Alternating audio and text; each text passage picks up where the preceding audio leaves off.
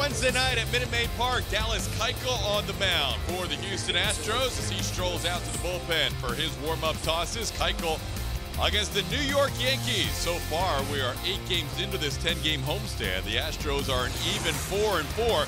They've also split the first 2 against the Yankees. Whether it's a winning, a losing, or a 500 homestand will all depend on what happens in the next 24 hours. Night game tonight, followed by the wrap-up at day game tomorrow. Hi, everybody. Welcome. Todd Callis alongside Jeff Blum. And Blummer, in this series, whether it was the ALCS last year or the first couple of games this year, it has been a pitching-dominated series. It's nice. It would be nice to see that Astros offense get rolling. It really would. I know here at home the numbers are the big discrepancy as opposed to what they are on the road. But they need to start backing up this pitching with some big outings as far as runs scored. When you talk about pitching and you talk about facing the Yankees, not many guys do it better than Dallas Keuchel. No player does more, presented by HEB. He's really done it, especially in the postseason. 2014 versus the Yankees until now, he's had 9 starts. This does include the postseason, so 6-3. The 1.59 ERA is nice, but what he's done a very good job of is living on the edges and creating the swing and miss. That's not something that Dallas Keuchel is typically known for, but for whatever reason, whether it's in the Big Apple or here at Minute Maid Park, on a big stage against some big sluggers, he's actually done a very good job. The key again for Dallas Keuchel is staying down in that zone, making a lot of his pitches be deceptive in the zone while diving out. In the pitching matchup tonight, Keuchel going against the Yankees. On the other side, Luis Severino. Luis Severino is interesting to me just because he's a young man with an electric arm. Leads Major League Baseball with that 97.6 mile an hour average on his fastball. The Astros are not hitting the fastball good this year, nor the slider. He has very good slider also. And again, Dallas Keuchel, 64% of those pitches in the lower third of that zone. That is where he needs to live, down and off the edges. Premier pitching matchup tonight, Keuchel versus Severino, as we get you ready for Game 3 of this 4-game set. The Yankees and the Astros right around the corner.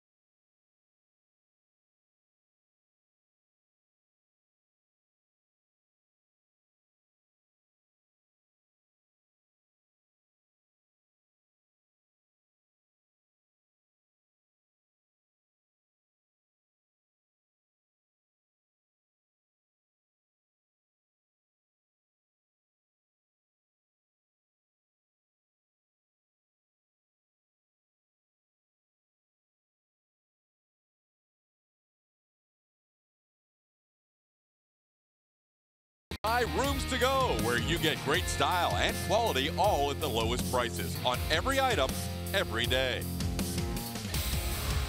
Astros and Yankees, Game 3 of a 4-game series. The Astros starting rotation has been beyond phenomenal. Joey Morales will join us and tell us about the historical perspective of how good these 5 have been.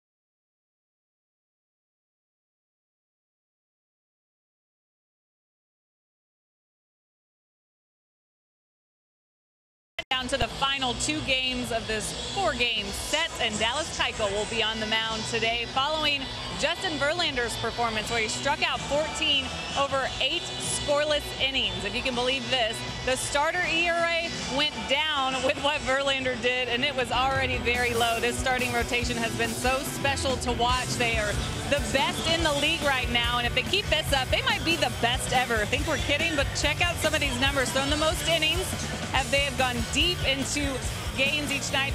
234, no other team is under 3 right now. And the strikeout to walk is pretty crazy. They've struck out 240. No other team has more than 200. It is just amazing to see the numbers that these guys have put up for more than a month now as we enter in May. Now, look at all those numbers. They could be even lower without just 1 inning. If we were to take 1 inning out, check out this number. Lance McCullers happened to have a rough start on April 11th. You might remember the 8-run 4th inning. He's been great since. But if you just take out that 1 inning, and our Kubota pitching performance will tell you they would have a 1.98 ERA this season. 196 innings thrown by this pitching staff. They're constantly talking, discussing things in the dugout, in the clubhouse. But once they take the mound, it feels like they're not just competing against the other team guys up there. It's almost like they're competing against each other. It's like a one-upping competition going out every single night. And here at home against the Yankees, things are set up pretty good for Dallas Keuchel. They have been ridiculously good, Julia, and you are right. They are possibly one of the all-time best rotations. It's still early, Blummer, but we're seeing historic kind of numbers out of this group. No, we really are, and we've seen Keuchel be very good for innings at a time, and then a couple of mistakes blow up on him a little bit. He pitches extremely well at home. In his career, he's 36-22 with a 2.99 ERA. It's got to be tough being Dallas Keuchel in this rotation because he is not a power pitcher. He is also left-handed. There is nobody else that he can go in there and have a chat with and say, hey, what are you doing from the left side with good movement to get guys out? He's got to continually watch power right-handed arms throw a lot of sliders and a lot of elevated fastballs. Keuchel, on the other hand, has to rely on that ground ball and soft contact, but this year the soft contact has actually come back to haunt him a little bit, turning into base hits. we've shown you the numbers about Keuchel facing the New York Yankees, and in the past it was always like Keuchel versus the Yankees. Here we go. And certainly that hasn't changed, but now it's like Morton versus the Yankees, Verlander versus the Yankees, Keuchel versus the Yankees. Go down the list. Here we go. He's just one of the guys now in that rotation that can have success against the Bronx Bombers. Absolutely. And the nice part is he does have that experience that Julia showed you and we talked about in the open, is that he has very good experience about these guys, knowing what has worked, what hasn't. It's just a matter of staying focused, frighteningly enough, for about 100 pitches this game. Well, here's who Dallas will face. He has seen this New York Yankees team in postseason and regular season a total of 9 times, 6 in the regular season, 3 postseason. Aaron Hicks will lead things off, followed by another Aaron. Judge is in right field. Didi Gregorius at shortstop. Giancarlo Stanton plays in left field. Brett Gardner has had some tough numbers in his career against Keuchel. He has the day off. Gary Sanchez is the DH. Tyler Austin at first. Miguel Andujar is the third baseman. Austin Romine gets the start behind the plate for the second game of the first 3 games of this series, and Gleyber Torres at second. Roof is open. Cloudy evening here in downtown Houston, and the wind could be a factor today. Yeah, it's howling. As we pan around the field, as the flags are being shown, but on the field the wind is moving pretty good too. You can see the players' uniforms kind of whipping around. Keuchel starts off Aaron Hicks with a called strike. Hicks leading off, coming in 2 for 16 in his career against Keuchel. Has walked 3 times. Takes one inside for a ball, 1-1. All right, it says 80 degrees, I believe that. It says 13-mile-an-hour winds. That seems a little light. That does seem light. That's what we are being told, but it should be a factor today on any pop-ups. Here's Bregman having to barehand and throw on the run. Alex Bregman continuing to play great defensive third. Got to be on your toes with Dallas Keuchel out there. Great read by Bregman on our Mattress Firm Supermo, and he made the decision with Hicks' speed that he had to go with the bare hand and played it perfectly. He does a lot of things nicely as far as textbook, but he breaks out the exceptional play every now and then. That was nice. Here's Aaron Judge. Judge takes one outside for ball 1.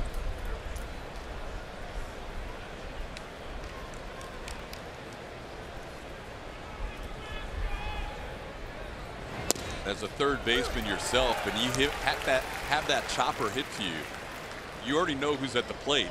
Do you, out of the periphery, see where he is, or do you already know, I've just got to, based on your internal clock, go barehand? There's a little, you can take a peek as you're running in, but you have a pretty good feel of how quickly the runner is getting down there. And in that case, Hicks was out by about a stride, and I don't know if Alex fielded it with his glove if he would have gotten the out. Yeah, it's a do-or-die play, that is for sure. 2-1 the count to Aaron Judge. Back to the mound. Dallas Keuchel lobs to first, and Judge is retired for the second out. Starting defense presented by Xfinity in the middle of the diamond. A 3-time Gold Glover, Dallas Keuchel making that last play. Max Stassi catching him. On the infield, Yuli Gurriel and Jose Altuve on the right side. Carlos Correa and Alex Bregman on the left. Marwin Gonzalez is in left field. Derek Fisher makes his 3rd start in center. Josh Reddick is in right. George Springer has the night as the designated hitter. Here's Didi Gregorius. Player and pitcher of the month was announced earlier today, and Didi was the recipient of the American League Player of the Month for his fine month of April.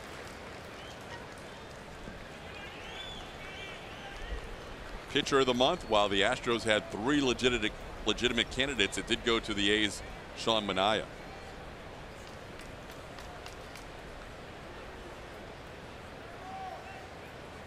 Didi coming in leading in slugging percentage with a .735 mark and OPS with 1159. Pitch misses inside, says Alfonso Marquez. It's 1-1.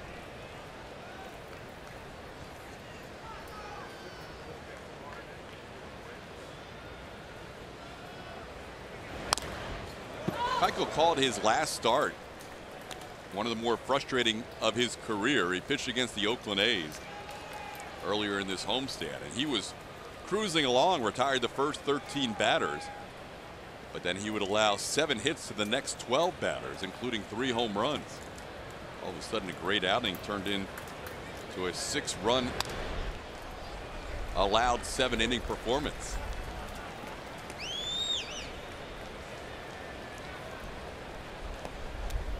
But overall, the last 3, despite a little bit of a struggle late in that last start, have been really good. That slugging number jumped on him. 3 home runs in that last outing against Oakland. Counts 2-2 on Didi, Sir Didi Gregorius.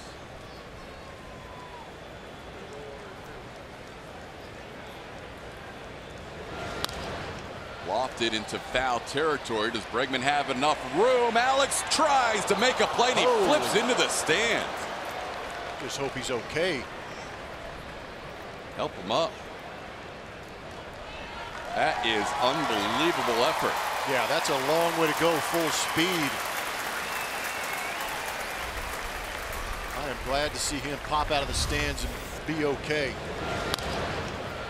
Again, with that shift on, that is a long way to go. Kind of a tricky corner with that fence coming in, and he tried to slow up, but just got undercut by the fence.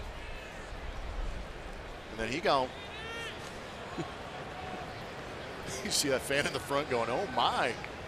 It's one way to meet one of your favorite players. Well, I tell you what, that's one way to get a pair of spikes. Didi said, eesh. Yeah. Now a little check swing, and he challenges Bregman again. Alex is like, oh, shift it over. Can you help out a fielder a little bit? Dallas gave Alex a little time to get back to his position and catch his breath after that great effort. Professional courtesy is always nice. Some wind sprints early for Bregman in this game.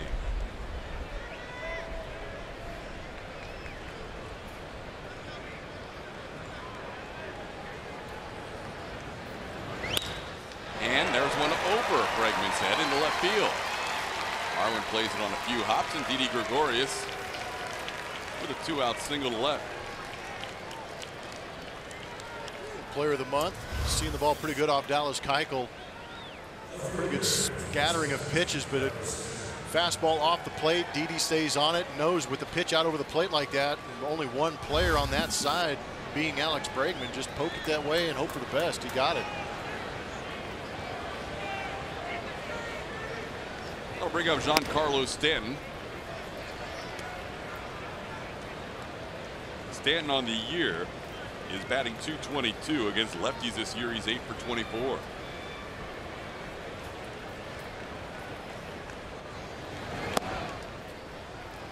First 2 miss. It's 2-0.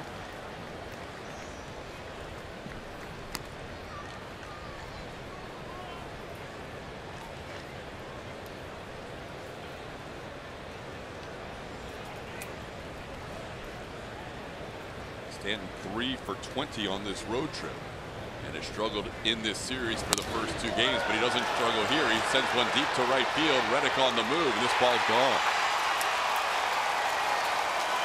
Opposite field, home run for Giancarlo Stanton. His 6th as a New York Yankee, and it's 2-0.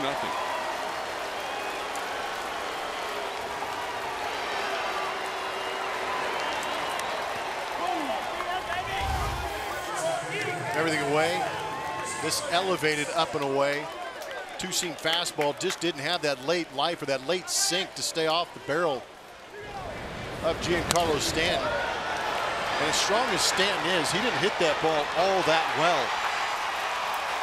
Basically just muscled it out the other way. Prior to that swing, he was 0 for 8 in this series with 6 strikeouts. Here's Gary Sanchez. Takes a called strike. Astros had a string of over 60 consecutive innings, either being tied or leading the New York Yankees at Minute Maid Park. That was snapped last night in the 9th inning. Now the Yankees jump in front tonight with 2 runs. Sanchez was the big hero last night for the Yankees with a 3-run home run. 1 out in the 9th inning. Runners were on second and third. He hit one over the center field wall for a 3-0 Yankees lead. They would go on to win 4-0.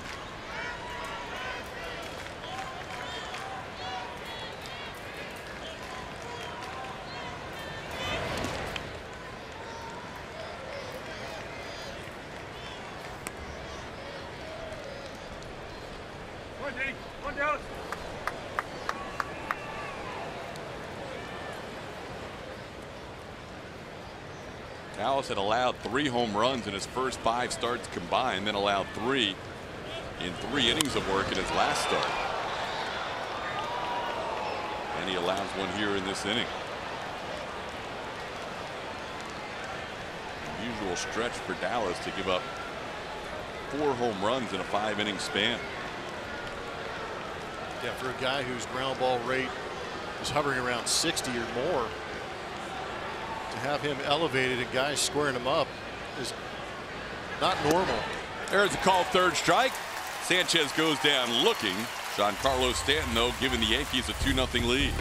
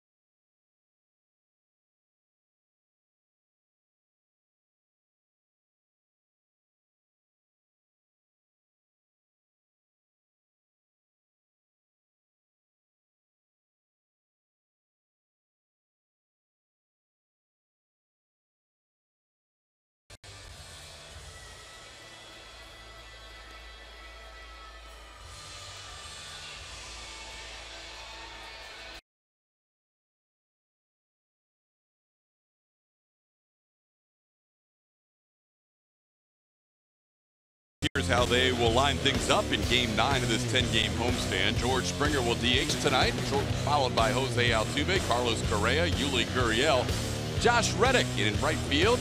Alex Bregman plays third and bats 6. Marwin Gonzalez in left. Max Stassi catching Dallas Keuchel tonight, and Derek Fisher. That's ninth in center field. Right-hander Luis Severino going for the New York Yankees. 24-year-old is a fastball, slider, occasional changeup type guy in 6 starts. You see the 2.61 ERA and 42 punch-outs. He has had at least 6 punch-outs in 18 consecutive road starts going back to the start of 2017. Has never had a lot of success against the Houston Astros. One guy in this lineup that he has done well against is George Springer. Springer swings and misses at that fastball, 96 for strike 1. Springer 1 for 10 against Severino with 4 strikeouts.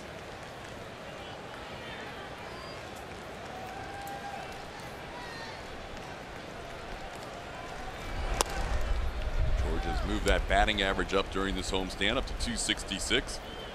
Tied with Josh Reddick with 6 home runs.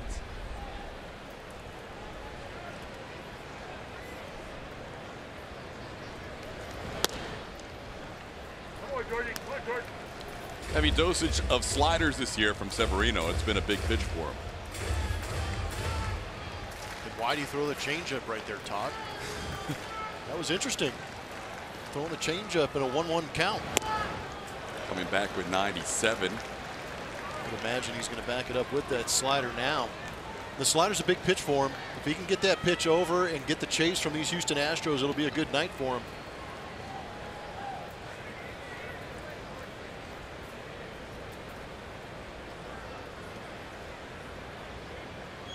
Shook off the slider. Went to 97 upstairs, and Springer goes down swinging. Well, Severino picks up a strikeout to start this game. He can bring the velocity. 97.6 miles an hour he's averaging on his fastball to lead Major League Baseball this season. Almost half the time that fastball, then going straight to that slider frequently. That last start against the Los Angeles Angels of Anaheim got heavy on the slider against some of those big right-handed hitters in that lineup. Not only the most sliders he's ever thrown, but one of the highest percentages in the league. Here's Jose Altuve down on the count 0-1.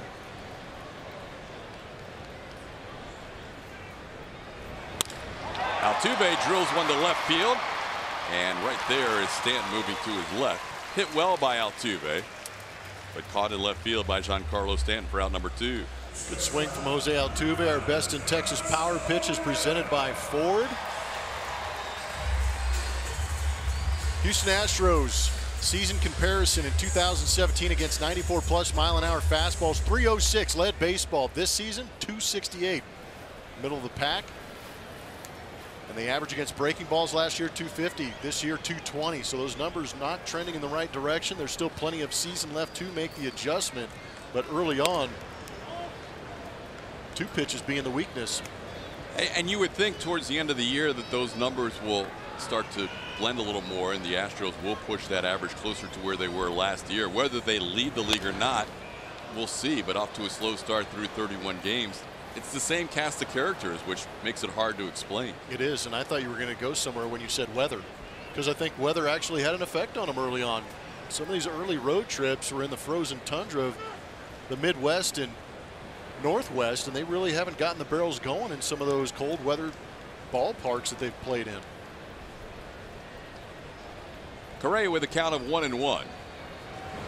He has always had success against Luis Severino. He's faced him 10 times. He's been on base 8 of those 10 times. 5 for 7 with 3 walks. A couple doubles, a home run. Towards the middle, they have him played right there. Gleyber Torres throws out Correa for the final out. A 1-2-3 inning for Severino. We head to the second. 2-0 Yankees.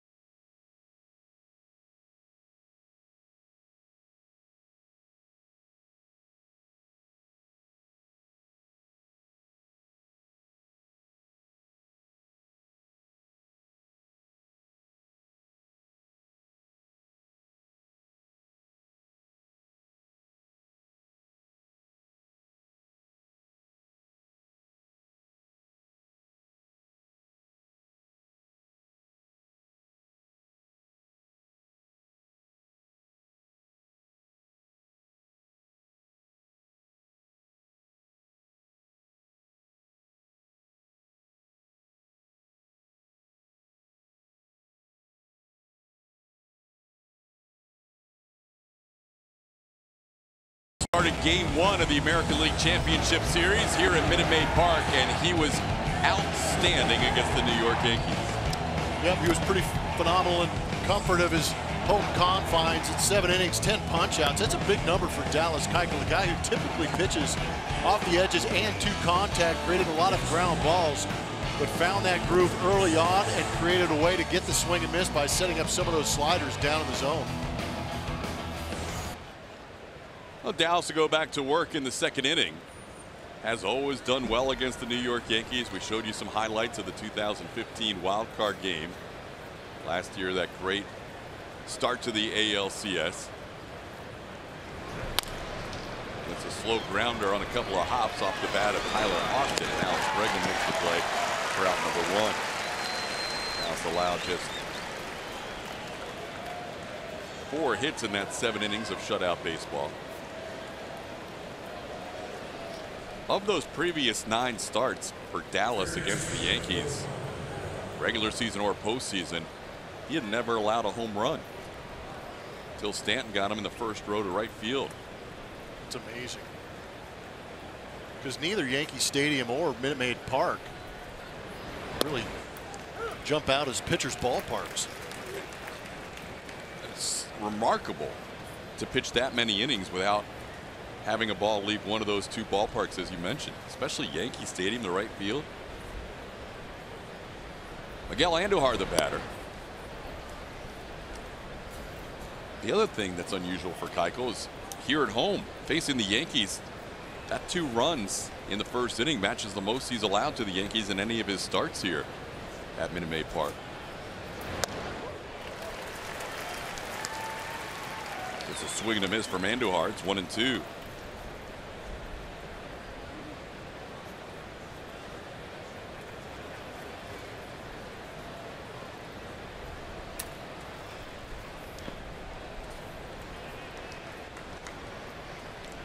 The only time in Dallas's career he did not qualify against the Yankees with a quality start in either regular season or postseason would have been last year in Game 5 of the ALCS. Yankees got him for 4 runs in 4 2/3 innings in the Bronx.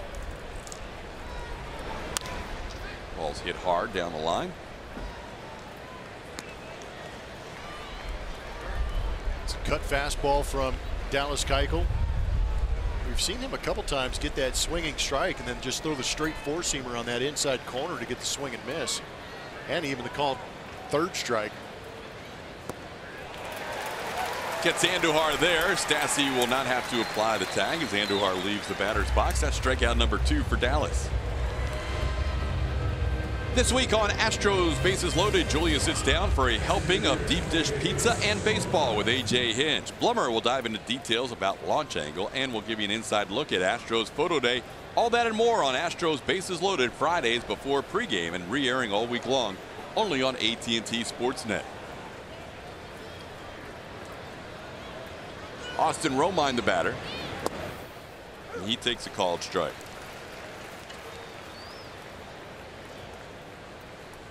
Astros coming in just percentage points behind the New York Yankees for the 2nd best record in the American League.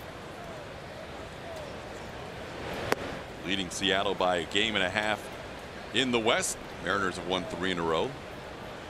The only team that has a better record than these 2 in the AL is Boston at 21-8 coming in. Red Sox won again today to move up to 22-8 on the season. 2-1 the count to Romine.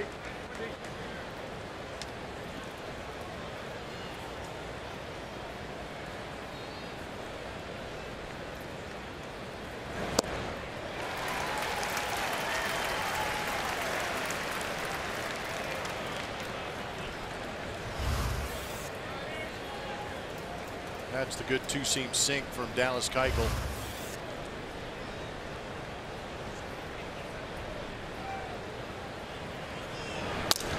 Broken bat right back to Keuchel, who makes his 2nd play in as many innings, and that'll do it for the Yankees. Dallas comes back with a strong 1-2-3 second.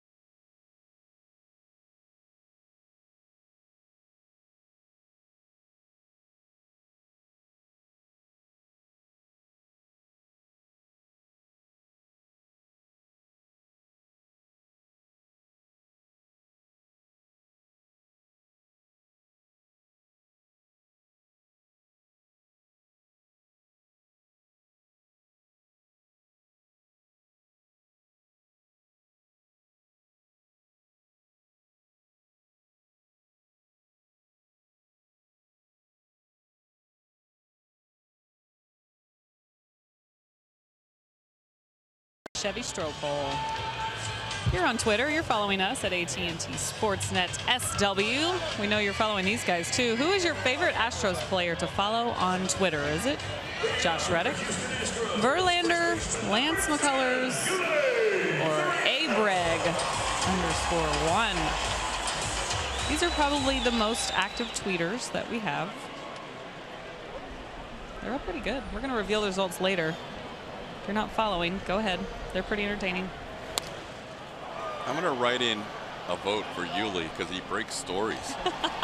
He's good on Instagram. Yeah, his Instagram. He might win the Instagram one. So, Julia, you are a social media guru. What do you think of those four? I know you follow everybody, but I just had a discussion with Reddick that he needed to post more pictures of his puppies. I gave him lots of likes. Yeah, I gave him some criticism there. Constructive criticism. They're all pretty good. A lot of their own personality showing. I just think it's kind of weird timing. I don't get it. Why all this Twitter fuss now? It's strange. Sorry. Had to. It's out there. Yeah. Plenty of good reading from all those guys, especially the guy on the bottom. Astros return home. It's a quick 3-game weekend series against the Rangers. And they head out on the road, and then they're back for the Cleveland Indians after that. 4th player ever. So Yankees have played a lot of baseball as far as an organization. To only have 4 guys do that, it's pretty impressive. No walks, 14 strikeouts. It's just a shame that the offense couldn't find a way to scratch a run across. Jordan Montgomery, the starter, left the game after 1 inning last night.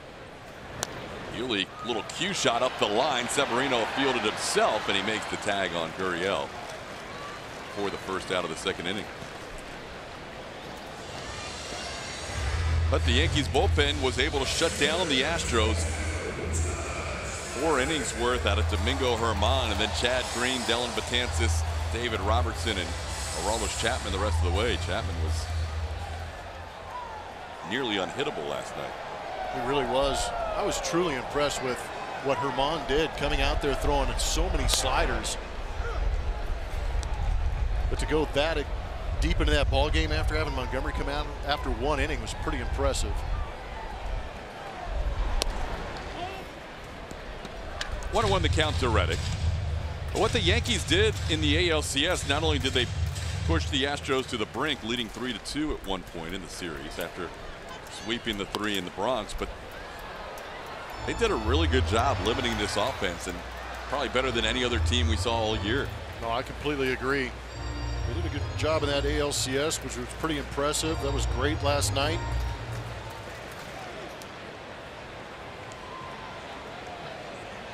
Astros have scored a total of 2 runs so far in the first 18 innings of this series. And Reddick goes down swinging for strikeout number 2 for Severino. 2 outs in the 2nd. Got some pitch usage brought to you by AT&T. Regular season in 2017, almost 50-50 between fastball and some of the secondary pitches. And again, that includes sliders, curveballs, changeups, split fingers all mixed into one. But in that ALCS, the New York Yankees got heavy on the secondary pitches.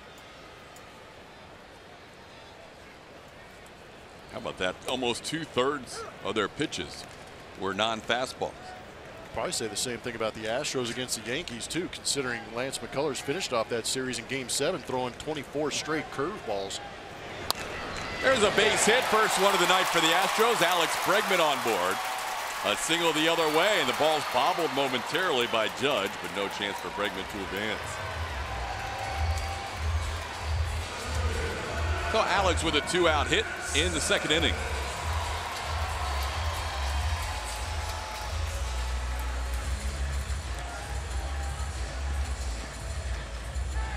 Slider up in the zone. Good job by Alex inside outing it, but not a good location from Severino on that slider. Here's Marwin Gonzalez, bringing the bright look to the plate tonight. Got to mix it up. Gloves, wristbands, and shoes all going together as he swings through that first pitch. There's that slider I was talking about, right down the middle of the plate. Good decision by Alex to stay on top of it, shoot it the other way, not trying to do too much. Just get base runners out there. Seems like that's the area he's really improved on. He is staying in the zone this year. He has not chased at all. Fewest chase percentage of the Astros regulars, and then when the pitch is in there, he's usually attacking. There's the look for Marwin.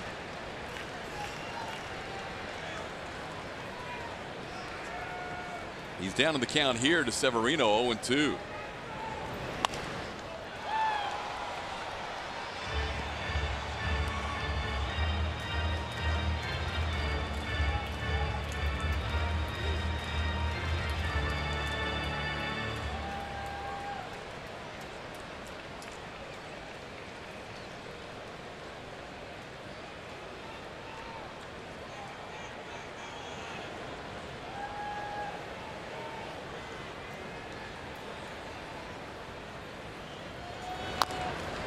Right back towards the mound. Severino makes the play to first. Bregman with a 2-out base hit.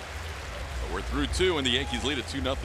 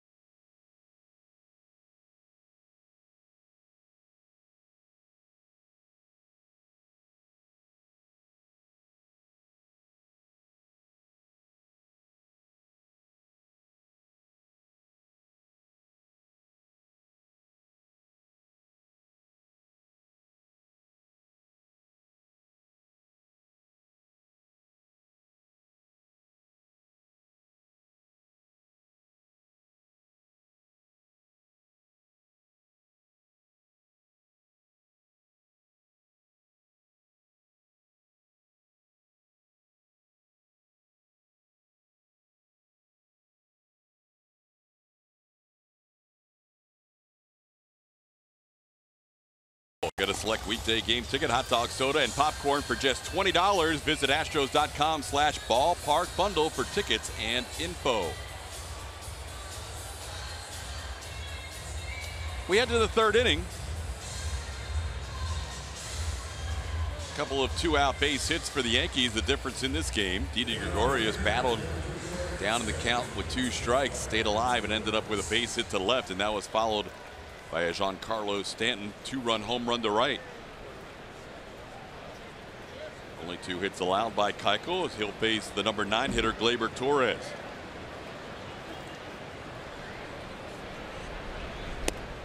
The 21-year-old second baseman just made his major league debut on the 22nd of April. Yankees are 9-1 in his 10 starts so far as he comes in batting .294. Off the end of the bat, Reddick comes in, and this is going to fall in for a base hit. Not hit well by Torres, but finding open space in right field. It's happened to Dallas quite a bit this season, it feels like. Granted, some of the baseballs are going out of the ballpark, but at the same time, base runners are being created with some of that soft contact. On the season, he's giving up 27.4% of the contact against him is that soft contact. A lot of it has to do with that late movement on the sinker, the changeup.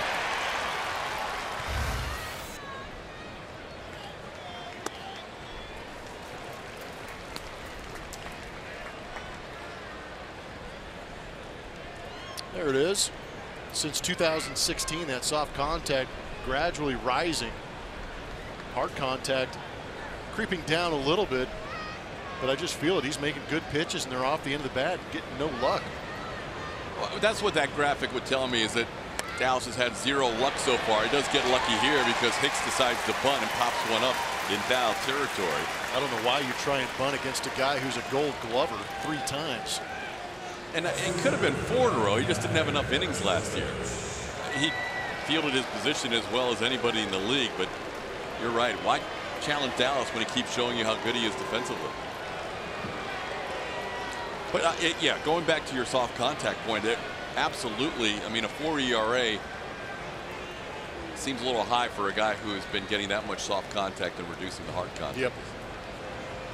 Just the occasional times that he does get squared up, it's been leaving the yard. There's a ball hit well to right field. Reddick back. He's towards the wall, and he's going to basket catch it against the wall. Now a chance to double up. Torres out at first base. Josh Reddick bobbled it, but held on to it and doubles up Torres on the line drive by Aaron Judge to end the inning.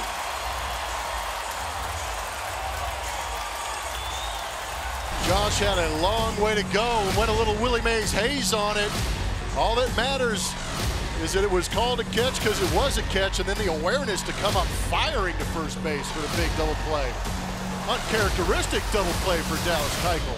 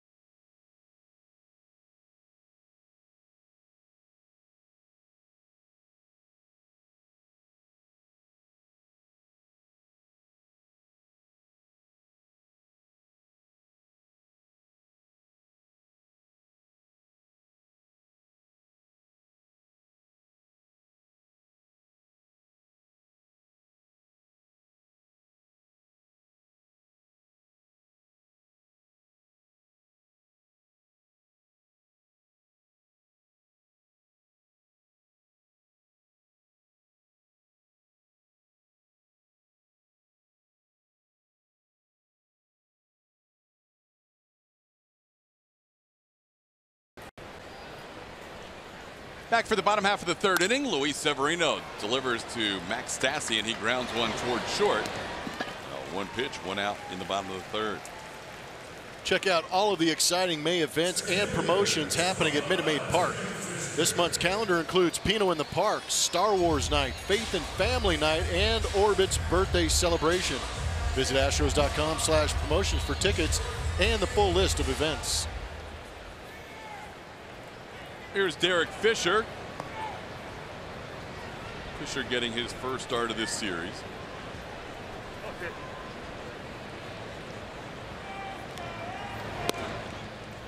Last start for Derek Kemp coming on Saturday against the Oakland A's. Hit a home run in that contest as the Astros ended up winning 2 out of 3 from the A's. Lost 2 out of 3 to start this homestand to the Angels, and then splitting the first 2 games against the Yankees. So the Astros coming into tonight 4-4 on this 11-day, 10-game homestand. Pitcher takes another strike. It's 1-2. In this homestand, Derek's 4 for 10 with a couple of home runs. One of them came against the Angels. Shohei Ohtani Sent him out to center field. Here against Severino, he goes down on a 99-mile-an-hour heater for strikeout number 3 and out number 2 in the 3rd.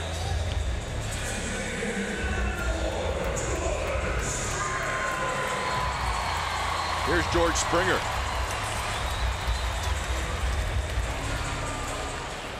'99 doesn't feel like you have much time to decide whether or not it's going to be a strike. Either attack or just hope it's not a strike.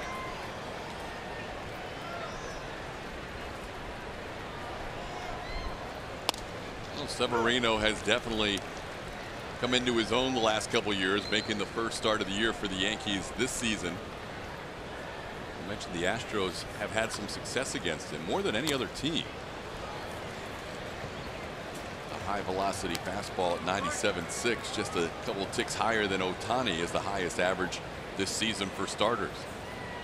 I'll tell you what, the punch out pitch to Fisher and that last pitch are going to help that number increase. 99, that last pitch was 100 to George Springer. On the ground towards short, Gregorius. And a little bit of a wide throw, and George is retired for the final out of the inning. Couple of ground outs and a strikeout in the 3rd. We head to inning 4.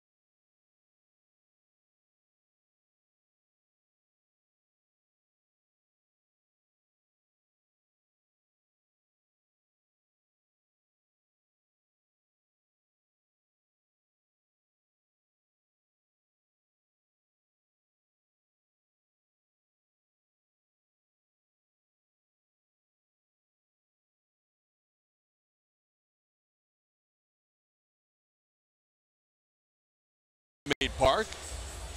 Our league leaders presented by Houston Methodist. The Yankees have set a major league record for the quickest to 61 home runs or 60 home runs in Major League franchise history, or Major League Baseball history, and they both come from the same franchise.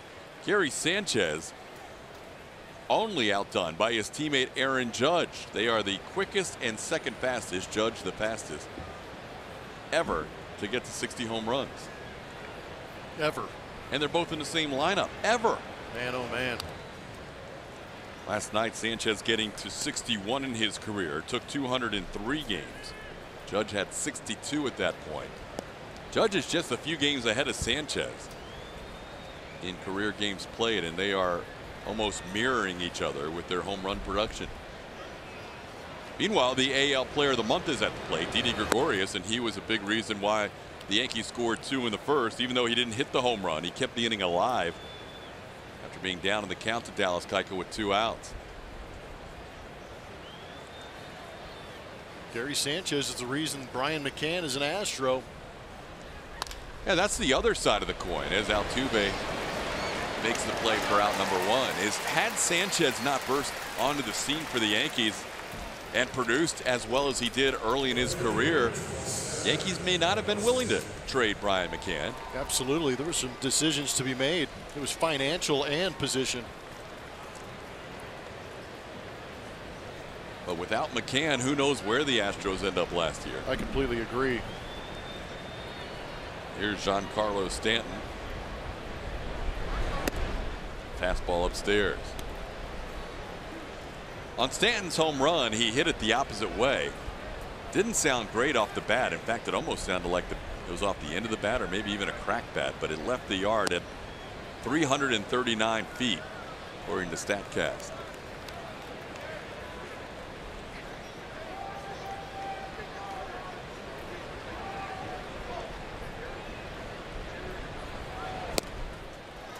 Two and one the count.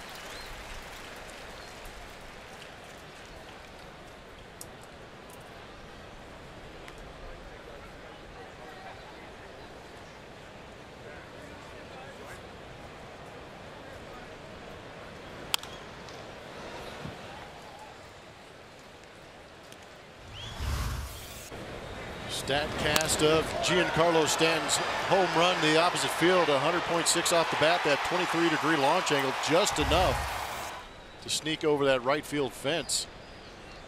Definitely one of the lower exit velocity home runs you're going to see from Stanton.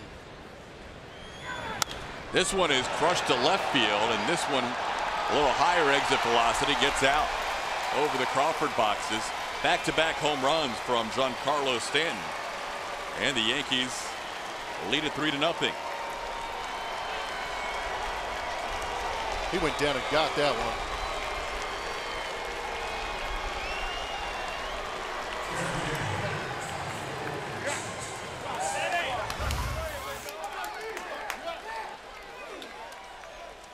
Down and in, did a good job of staying inside that and keeping it fair.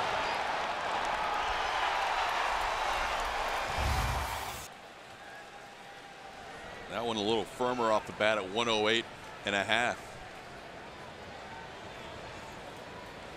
So all the runs tonight off the bat of Giancarlo Stanton as Gary Sanchez takes the pitch outside for ball one. Astros had dominated Stanton the first two games of this series. He was 0 for 8 with 6 strikeouts, and tonight 2 for 2 with 2 home runs. 1-1 the count to Sanchez. Sanchez DHing tonight. Also DH'd in game 1 of this series. Check swing. Keuchel is going to have to cover, but he doesn't have to race quite as quickly because Sanchez did not get out of the box well. And that's out number 2.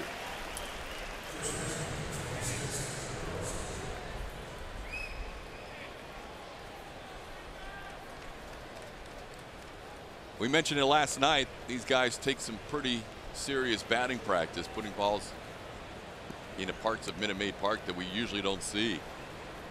And Stanton right there with Aaron Judge in that same group in BP. And tonight, Stanton's been the hitting star so far. Well, if you're a Yankee fan, that's something you've got to get used to with Giancarlo Stanton. He is going to swing and miss a ton, but when he gets it right and is able to get the barrel to it, usually good things happen. Again, Dallas with just 3 home runs allowed in his first 5 starts of the year, and now 5 home runs in his last 2 starts combined.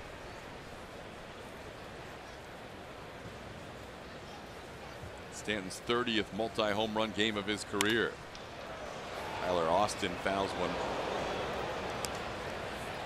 down in the count, 0-2. Austin battled injuries for most of 2017, missed about half the season.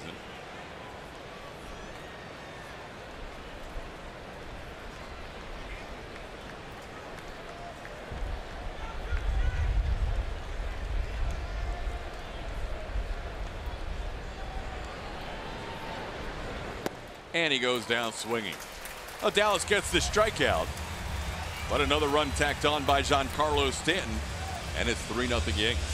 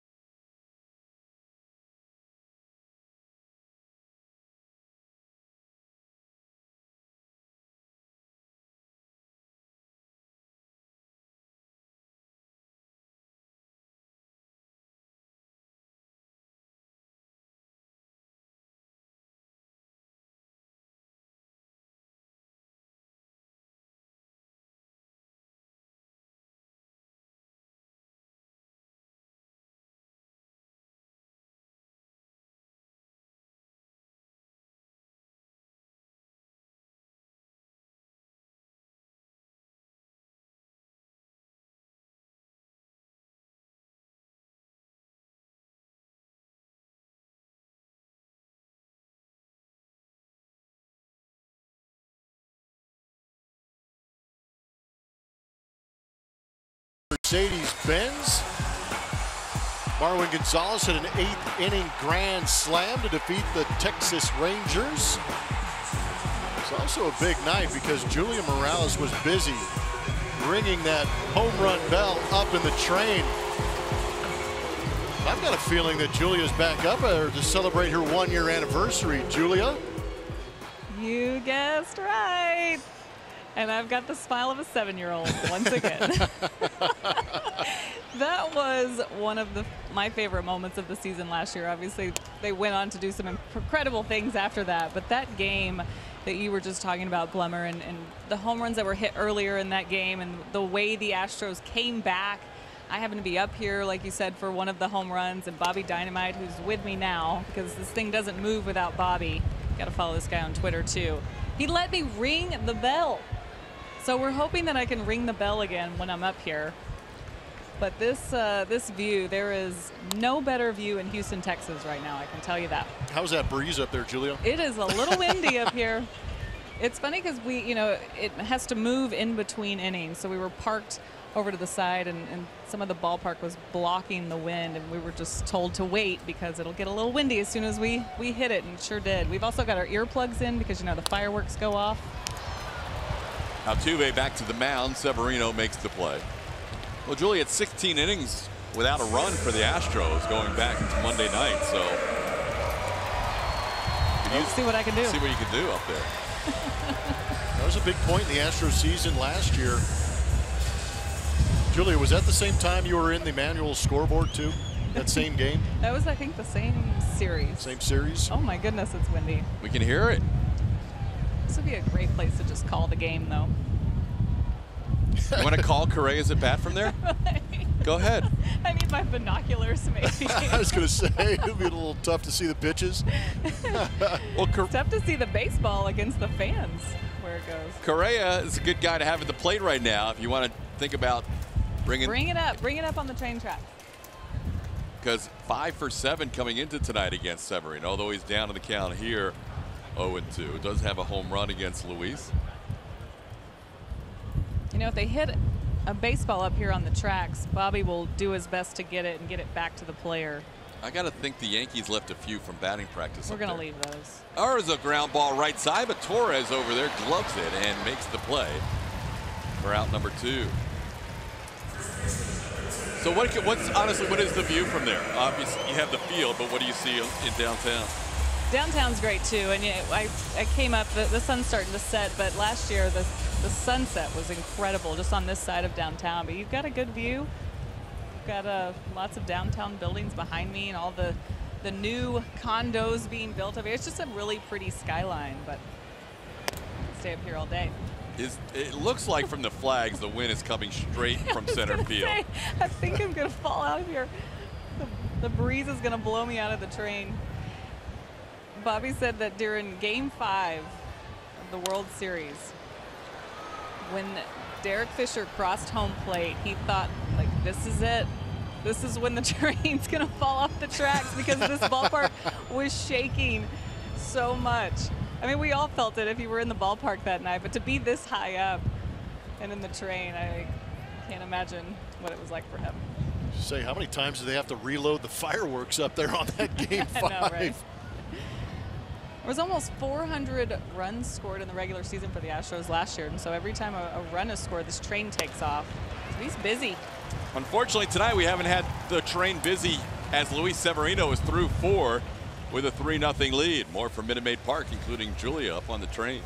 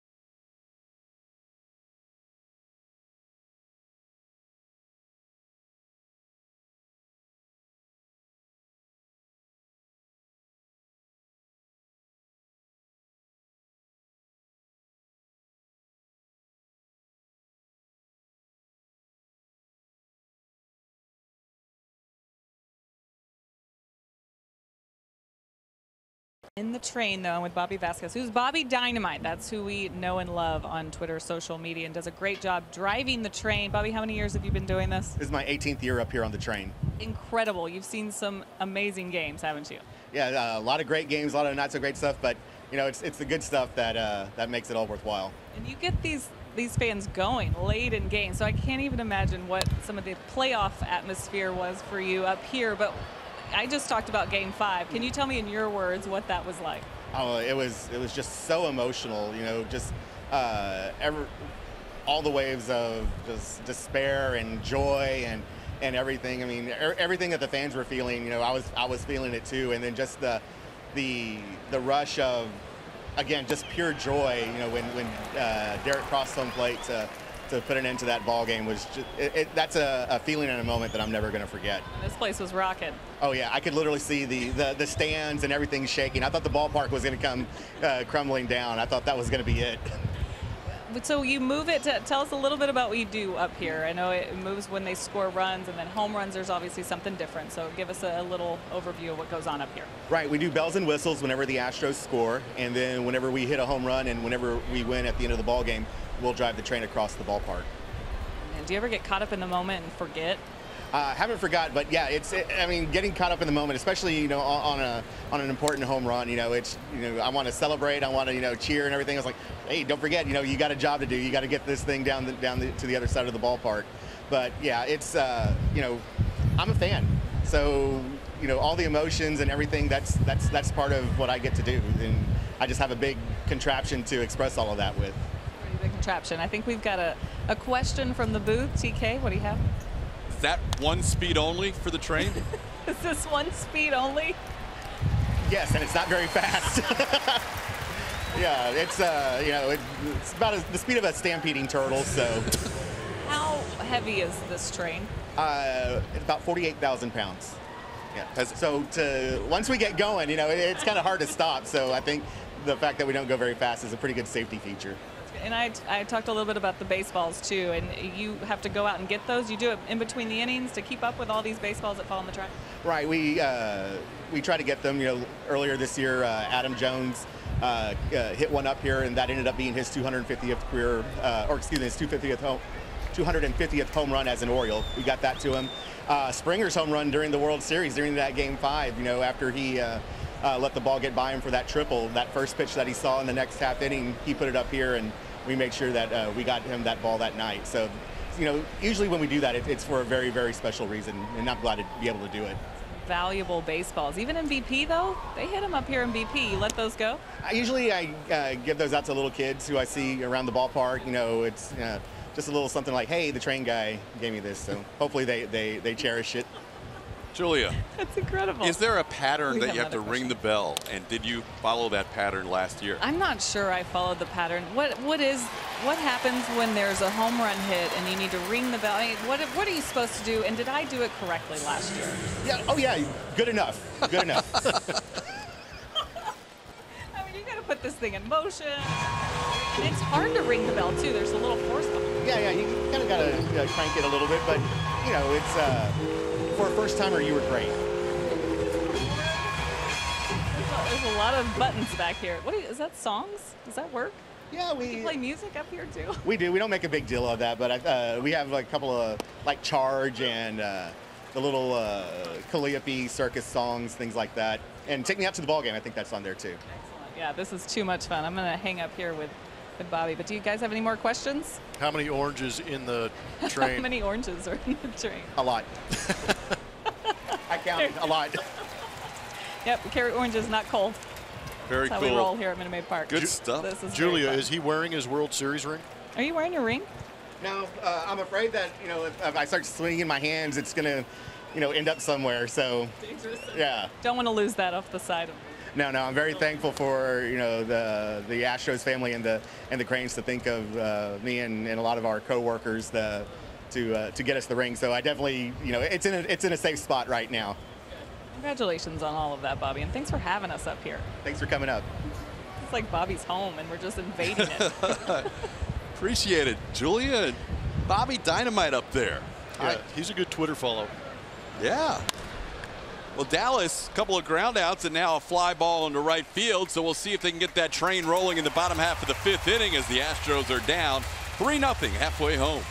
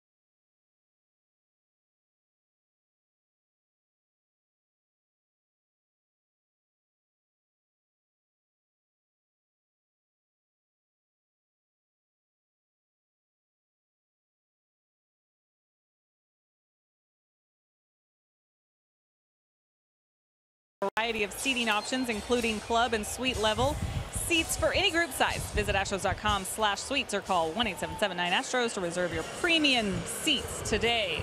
Speaking of premium seats, I was just asking, why is this so fun?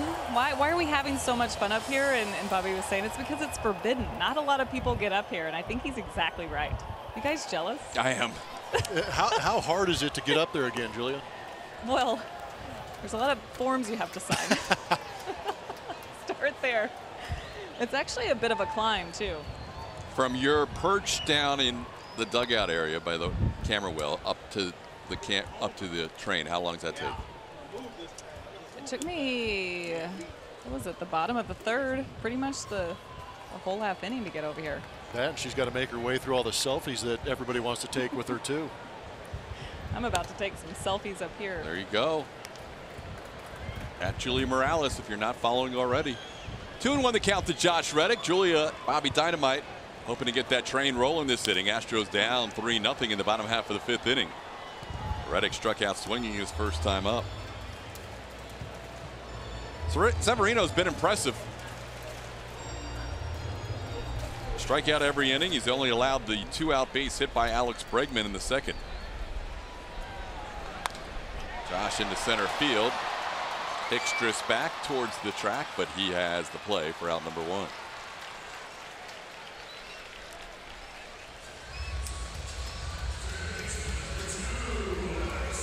I'll bring up Alex Bregman. Last run the Astros scored was back on Monday night when Yuli Gurriel doubled off the wall to make it a 2-0 game. That was in the 4th inning of Monday's contest. So they batted 4 more times that game, plus shutout last night. And they're being shut out through 4 innings tonight. 99 miles an hour to Alex Bregman for strike 1.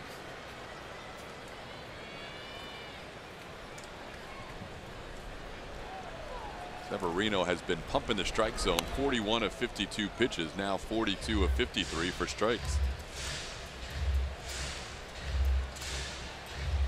He's thrown 29 fastballs, 16 sliders, 8 changeups. He's got 11 swings and misses so far. Called third strike, outside corner. 99 miles an hour. Painted up on the corner, and that's 5 strikeouts for Severino, 1 every inning. It's tough when a guy's pumping 98, 99 to 100 miles an hour. A little bit of a crossfire also. Does catch just a portion of that plate, enough to get the call from Alfonso Marquez. It was usually pretty liberal off the edges.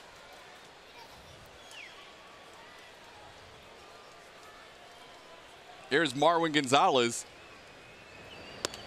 Marwin takes a strike.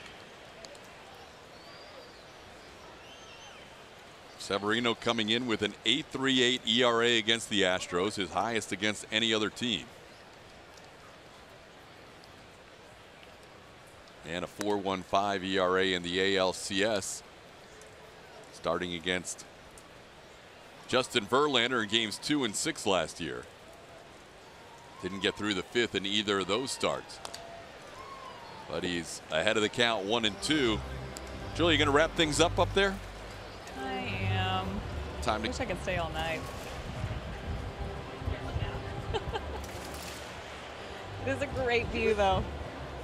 I am jealous. That's cool that you had a chance to do that. You wish you could stay here all night? No, you don't. Why wouldn't I want to stay here all night? Bobby's about to crush my dreams and tell me why this isn't the coolest place on earth. It's not as glamorous as I make it look. It's not very glamorous up here. I think it is. You could do the man in the mirror like Bobby does on the big. He does everything right. He is highly entertaining. Goodness, that's what I should do. I got to hang off and get people to start cheering. Put on some overalls. Yeah, does Bobby have an overall contract? For a day. I think we just came up with a segment while we were up here. To trade jobs for a day. That would be awesome. You running the train all night? Yeah, what's the training like to become a conductor? Severino misses the corner on Marwin.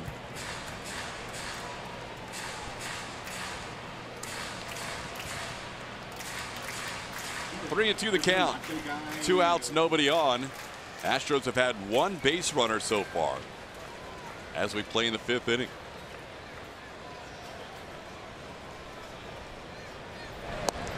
Breaking ball misses the corner, and that's the first walk of the night. Severino didn't miss much on the 2-2 or 3-2 pitch, but missed enough for Marwin to draw a 2-out walk.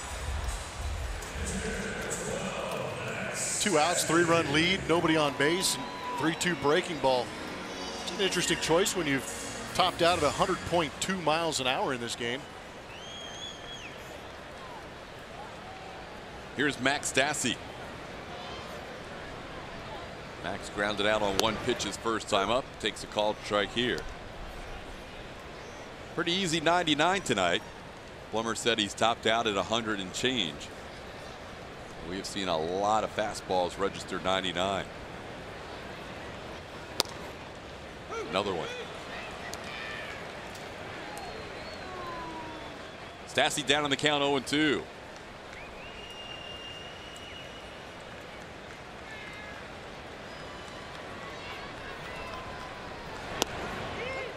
Called third strike. Julia? All right.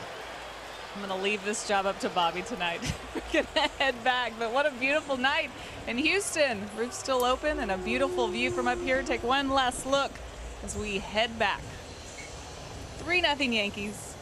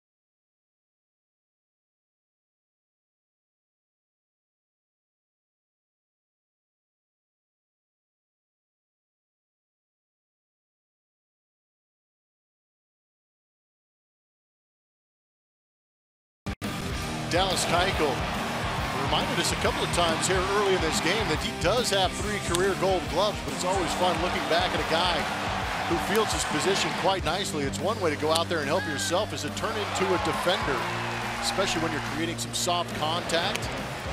Highly unrecommended to bunt on Dallas Keuchel because he is, for a pitcher, a relatively good athlete.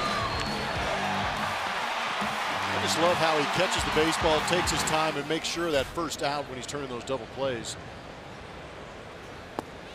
Yeah, this is something I've been meaning to ask AJ, and I keep forgetting, but I wonder if, because they do shift so much, I wonder if there is an adjustment when Dallas is pitching because he does cover the middle of the field so well. It's an interesting idea. I did see them shift completely up the middle earlier against Didi Gregorius with Correa behind the bag. But for example, in this shift against Hicks, Altuve towards the middle, but not right behind the bag because those comebackers, Dallas usually gobbles them up. Well, you know what's interesting too is Dallas falls off that left side after he delivers right into that vacant area, so it could have something to do with it. Nice to have a 5th infielder who carries 3 Gold Gloves. As he misses down and into Hicks, it's 2-1. Hicks is grounded out and popped up. Dallas starting the inning with 67 pitches thrown. Really, all the damage has been done by one guy tonight, Giancarlo Stanton. Dallas has allowed 4 hits. Stanton has 2 of them. And they're both home runs, a 2-run shot and a solo home run. And when you get a Gold Glove, Rawlings hooks you up, puts that gold-plated emblem on the back of your glove. It's nice.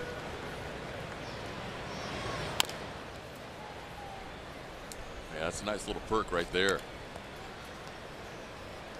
Well, the Astros are displaying some Gold Glove defense this season. Fewest errors in all of baseball by a couple. And they are now on a string of 21 consecutive games without an error by a position player. That's the longest streak in team history. Towards Correa. Hicks is out, number 1.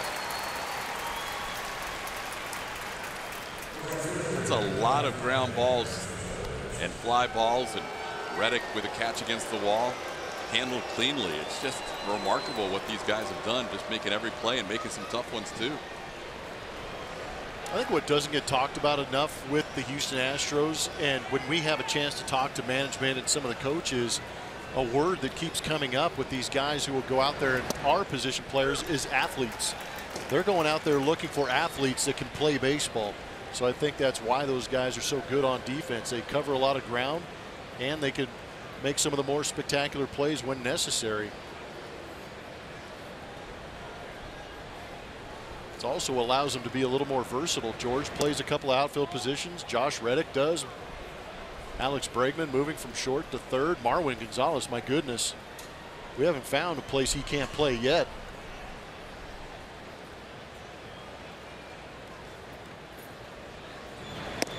Upstairs, 2-1 to Aaron Judge. Judge is grounded back to Keuchel and then hit that ball to the wall that Josh Reddick had trapped against his body, and then he finally caught it in his glove and ended up turning a double play. Strike called, 2-2. A couple of those pitches up and in might help that location for Dallas Keuchel. Cutter still in the mind of some of these right-handed hitters, allows them to sink it off that outside edge. There's a base hit the other way on a 2-2 pitch. Judge is thinking about going to second, and he will. Reddick's throw from the corner will be a little bit late. Aaron Judge with a 1-out double in the 6th inning.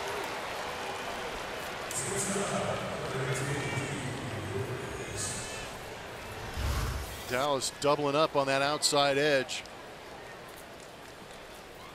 Big strong man with big long arms, able to go out and connect with it and shoot it the other way past Yuli. Just a good piece of hitting. Because with the movement of the infielders in that shift position, the numbers on a whole say that he doesn't hit the ball that way very often. Just got away with one by shooting it the other way.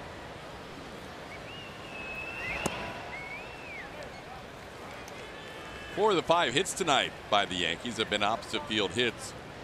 Only the Stanton home run into the Crawford boxes was a pulled base hit. Here's Didi Gregorius. He has an opposite field hit and a ground out.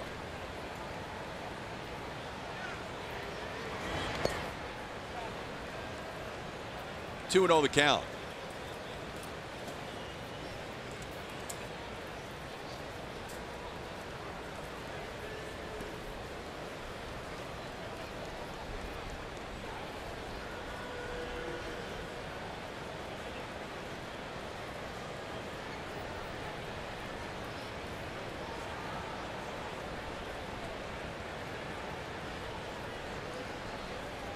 First start of Keuchel's career against the Yankees back in 2014, he allowed 3 runs. Has not allowed 3 runs in any other regular season start until tonight. 7th regular season start against the Yankees. Inside, it's 3-0 to Gregorius. Giancarlo Stanton is waiting on deck with 2 home runs already.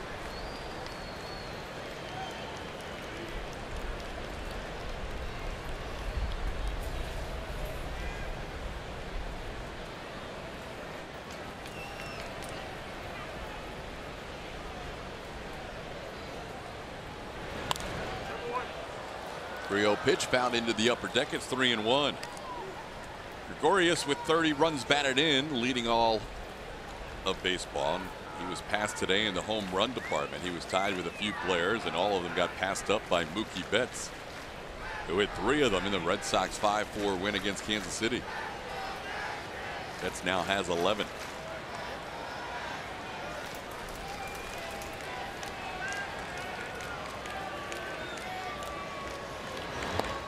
Dallas coming back after being down 3-0. The count's full.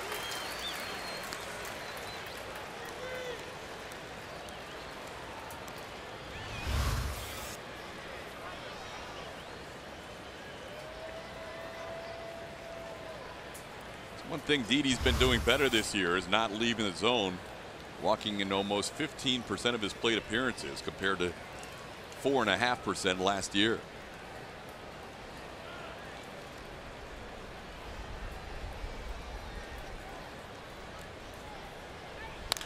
On the ground, Yuli will take it himself. Judge will move over to third with 2 outs. As Dallas comes back after falling behind Gregorius 3-0. Get back to the Houston community by joining the Astros Foundation Volunteer Corps. Take part in volunteering on game day at Minute Maid Park. Help with craft parties at local hospitals and much more. Visit astros.com/volunteer to sign up now. Well, here's Stanton. Coming into tonight, Dallas had won most of the battles against Giancarlo. 1 for 9 with 6 strikeouts. But tonight, a home run to right and a home run to left. Dallas misses with the first one. I would imagine he's going to pitch him pretty carefully here.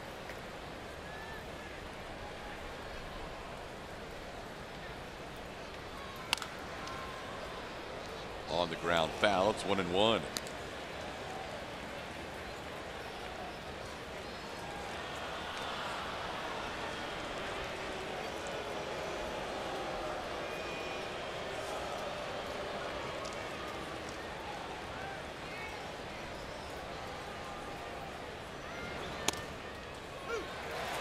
High strike. Stanton double checks to make sure that wasn't too high, but that's a called strike. Late little cut up and in. Stassi doing a good job of making that look good to the home plate umpire, Alfonso Marquez.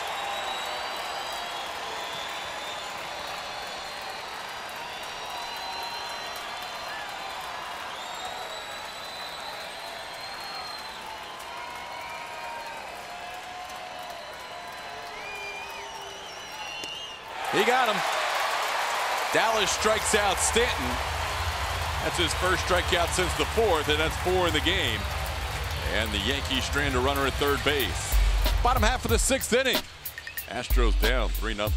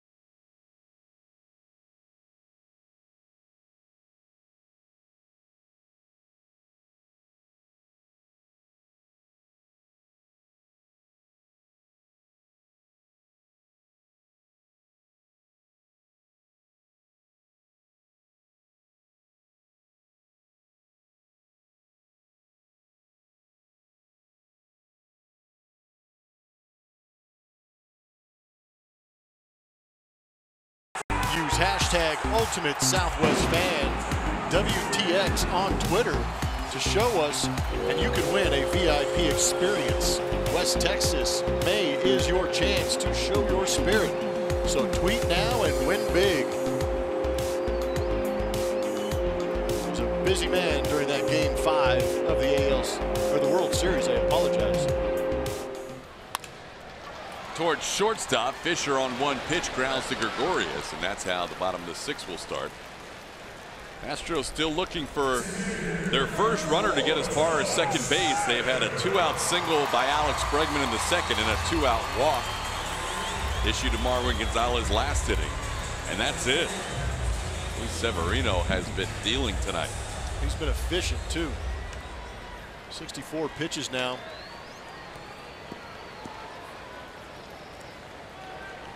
Astros trying to snap an 18-inning scoreless streak. And Springer takes a called strike. Georgia struck out and grounded out. He's now 1 for 12 in his career against Severino with 5 strikeouts.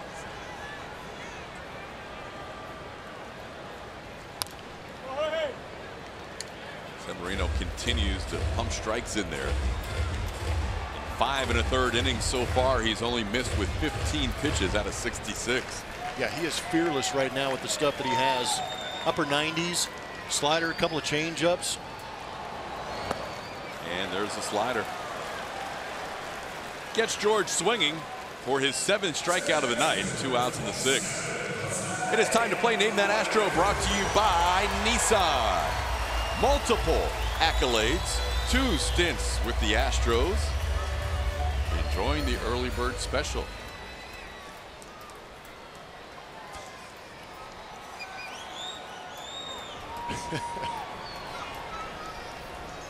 It's not me. Could have been you up until the last one. Well, the last one I count. I just had a birthday. I think I qualify now. I could collect my pension if I wanted to. That's how old I am. You can't collect it this early, can you? Oh yeah. Wow. Got a good union. Might as well let it soak in, though, huh? Yeah, let it build up a little bit. Yeah, there you go. Jose Altuve with a 2-0 count. Altuve's flied to left end, grounded back to the mound. So with your laugh, you know who this is? Or you're still it's a pretty good chance. Okay. Backhanded nicely by Andujar. Long throw, and Altuve safe. Jose Altuve beats it out for an infield hit. Astros have another base runner. And again with 2 outs, trying to get a rally started as Altuve beats out an infield hit. It was a great play by Andujar down the third base line. If it wasn't for Altuve being one of the handful of guys that absolutely floats down that first baseline, he might have had a little bit of a web gen, but Altuve runs extremely hard out of the box. And our Mattress Firm Supermo shows that he is safe. Hopefully that's a start of something for the Astros, getting a base runner here and get some 2-out lightning. Oh, Carlos Correa, a couple of ground outs tonight, but success against Severino, and he starts him off with a slider for a swing and a miss.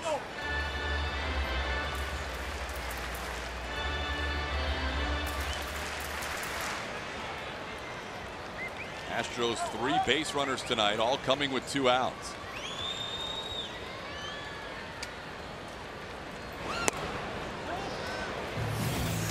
Shiner box spotlight falls on Carlos Correa and his success against Luis Severino, including the postseason. 5 for 7 with a home run versus Luis Severino in his career. Down to the count, 1-2.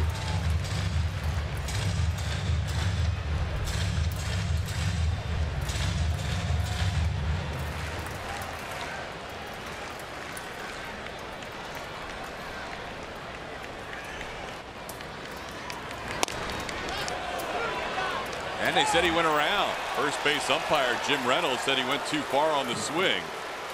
That's strikeout number 8 for Severino. And 1 hit in the inning, 1 man left on base. We head to the 7th. Still 3-0.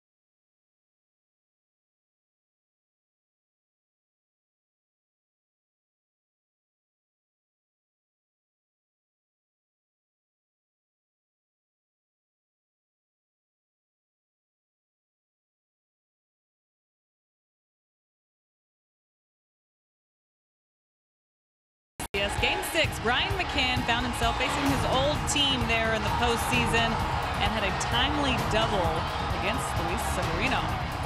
Put the Astros ahead. They went on to win that game and the next one. A few more after that to become champions. But McCann taking everything to heart. Baseball means everything to him, getting a night off tonight. But playing this team, some things come back to him as he remembers what happened in New York for him, being replaced by Gary Sanchez, knowing that young team was coming through. He said the best thing that he ever did in his career was waive his no trade. He could not be happier with where he landed, being with this Houston Astros ball club, getting to work with the starting pitchers and some of those guys in the bullpen. It is a treat for him, a little bit of a rejuvenation in his long career. He's excited to get to the park every day and see what these guys can do on the mound, guys. Yeah, that worked out well for the Houston Astros for sure. And the Yankees are very excited to have Sanchez as their catcher playing every day. 25-year-old who gave you his numbers earlier about getting to 61 home runs, second fastest in Major League Baseball history. Only his teammate Aaron Judge got there quicker. But yes, Brian McCann, what a great addition to the Astros last year. It's been amazing. Real calming influence on these starting pitchers. Great guy to have in that clubhouse. Occasional big hit. I like saying McCann ball. Keuchel ahead 1-2. Sanchez leading off the 7th. That one just missed the edge. The count's even.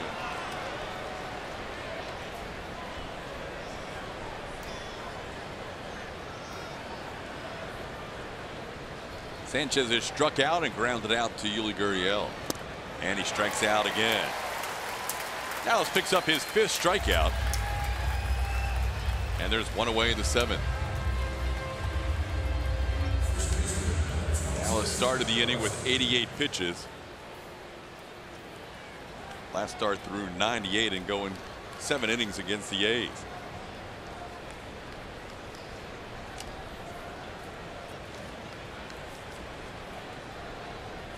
Here's Tyler Austin.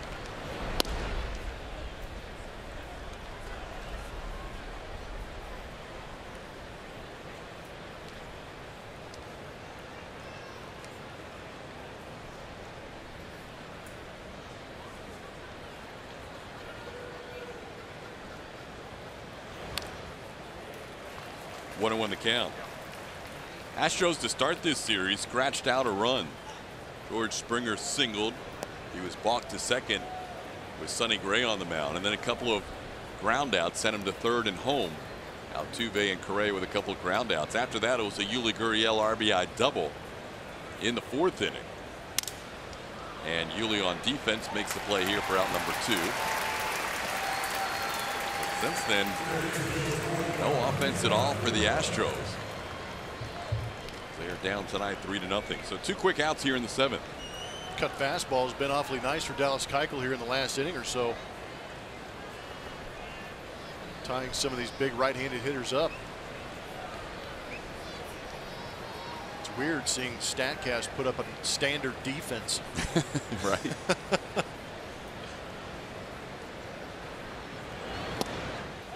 Andujar takes one inside. Got another cutter. Yep.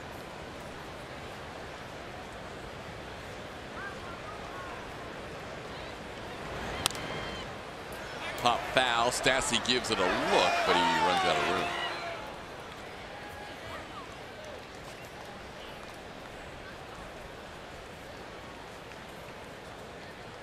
Had a star-studded crowd here in terms of Houston professional athletes the last couple of nights. James Harden was here for the opening game of the series on Monday. Deshaun Watson made it out last night.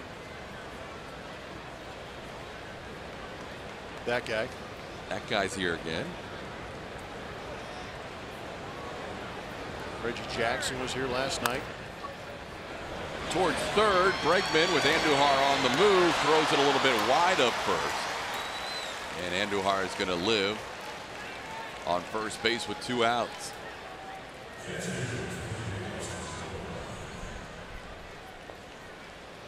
Tough play for Alex, but one that he's made this year. Yeah, he's made this one before, definitely. Well, in between hot, but he just seemed to have rushed the throw a little bit. Ended up yanking it. Really made a good choice as a first baseman to go get the baseball instead of trying to make the impossible possible. They're going to give Alex an error on that. And that'll snap the streak of 21 consecutive games without an error by a position player. That had been the longest streak in team history. Could have gone either way, but an error charged to Bregman. Here's Romine.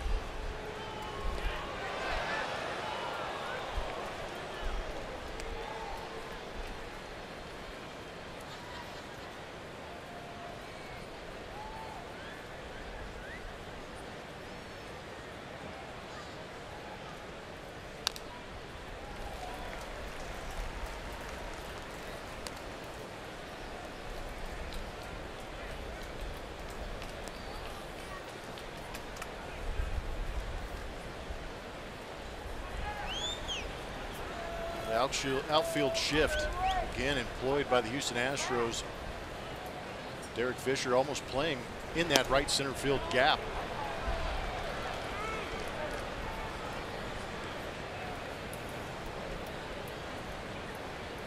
Either that or he doesn't like Marwin at all. Which is highly unlikely. Fisher hasn't had to make a play all night. There's a ball ripped down the line and left. Marwin's got a long way to go into the corner. Andujar motoring around second. He's heading to third, and Correa with that gun. They hold him up at third base. Phil Nevin, the third base coach, putting the brakes on Andujar on the double by Austin Romine. Yeah, that was a good choice. Marwin did a good job playing that out of the corner and making a good throw to the cutoff man, Carlos Correa. There's another cut fastball trying to get in, but hovered out over that inner third. Marwin did a great job. That is a beautiful barehanded grab and throw. Well, Romine, who had the first hit of the night on Monday against Charlie Morton, picks up his first hit tonight. And here is Gleyber Torres, second and third and 2 outs. Hector Rondon warming up in the Astros bullpen as Dallas is at 103 pitches. Torres tries to check his swing and does. It's 1-0. That was the Yankees' 6th hit of the night. 4 of the 6 hits have been extra base hits. A couple of doubles and a couple of home runs by Giancarlo Stanton.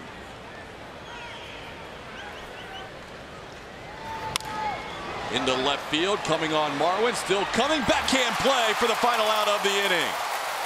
Gonzalez a nice running catch to save a couple of runs, and the Astros still down 3-0. Need a little help from your defense. Had an error in the inning, but Marwin picks everybody up by making a nice running grab.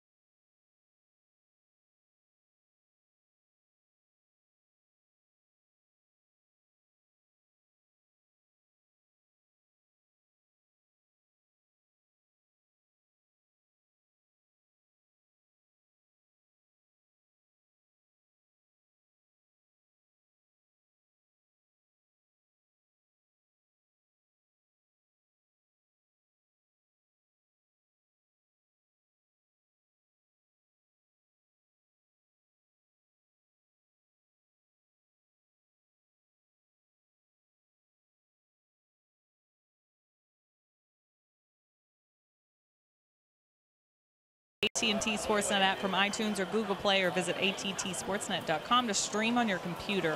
Log in with your cable account and you're all set. Available for those with AT&T Sportsnet in their TV subscription. Blackouts and territorial restrictions apply. TK. All right, Julia. Astros need some offense here, facing Luis Severino. Third time through the lineup. He has so far been very tough. He's only allowed 2 hits and a walk. And he's ahead once again. He's 0-2 on Yuli Gurriel. He has thrown 18 of 22 first pitch strikes tonight. Yeah, he is a strike throwing madman in this game right now.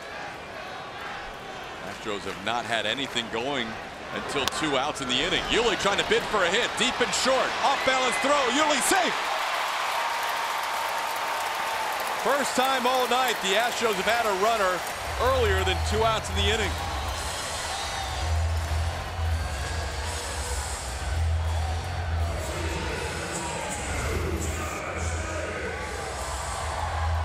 Put it in play, avoid the punch out. That's what Yuli does when he's going well, and that ball placed perfectly in between shortstop and third baseman. Here's Josh Reddick. He is struck out and flied out. And Reddick takes a called strike.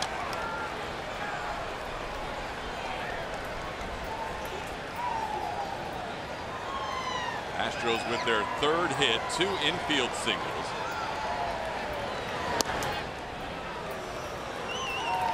The reason it's so important to get a rally started before 2 outs. If you get a runner on first base with 2 outs, your chances of scoring are a little more than 12%.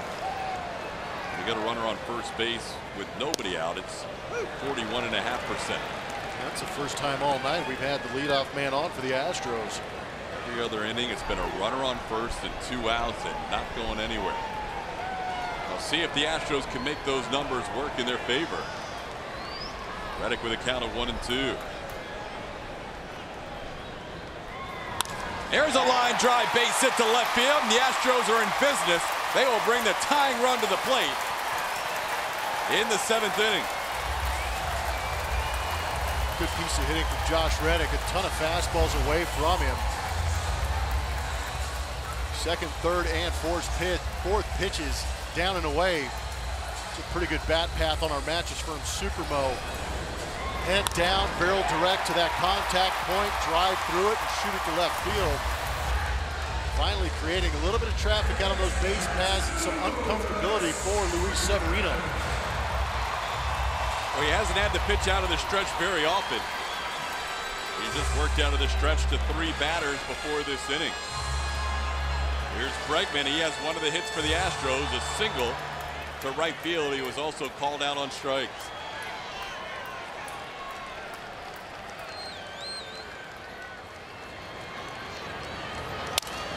Towards the middle, speared by Torres. Makes the play, and Reddick has to hustle back to first. Really good play by the rookie second baseman for out number 1. Off the end of Alex's bat, that was a great play by Gleyber Torres. Holding that runner on, kind of cheating up the middle a little bit. Great job of staying with it and making sure he secured that catch.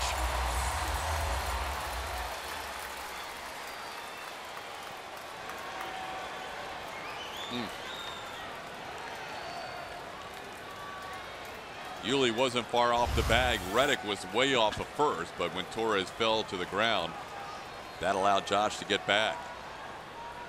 Astros have been aggressive early in the count this inning, and I think they're recognizing the first pitch strikes thrown by Luis Severino tonight. Took him 6 1/3 innings to figure it out, huh? He's thrown some nasty pitches too. Yeah, he's been on the edges. I give him that. Severino really hasn't made any mistakes. Even that pitch to Josh Reddick that finally found its way to the outfield was a pretty good pitch down and away at 98.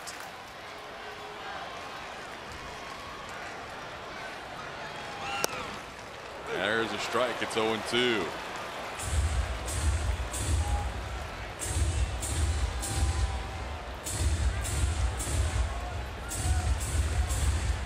The Astros 18th game at home. They have 38 extra base hits so far here at home in 14 games on the road. They have 50 extra base hits. Marwin goes down swinging on a good slider down and in.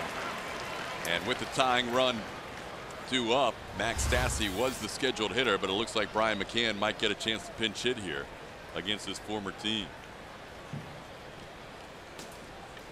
9 strikeouts for Severino. Nobody out of the dugout yet, but there you see McCann with a batting helmet on. McCann has faced Severino 5 times, also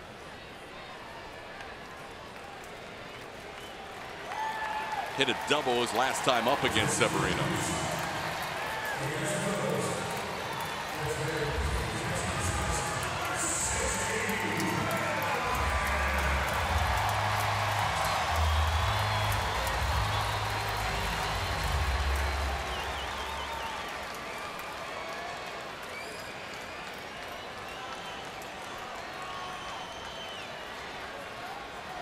Oh, McCann pinch hits. Runners on first and second, now 2 outs. And a fast slider for a strike. Was that the changeup? Like a little bit of a slider. Wrinkle coming back on the plate. And again, Severino probably has that memory of Brian McCann turning on that heater in that ALCS game.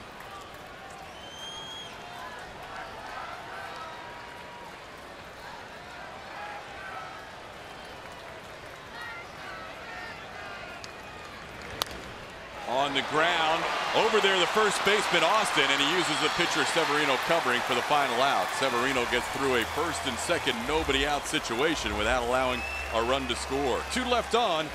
We head to the 8th. It's still 3-0.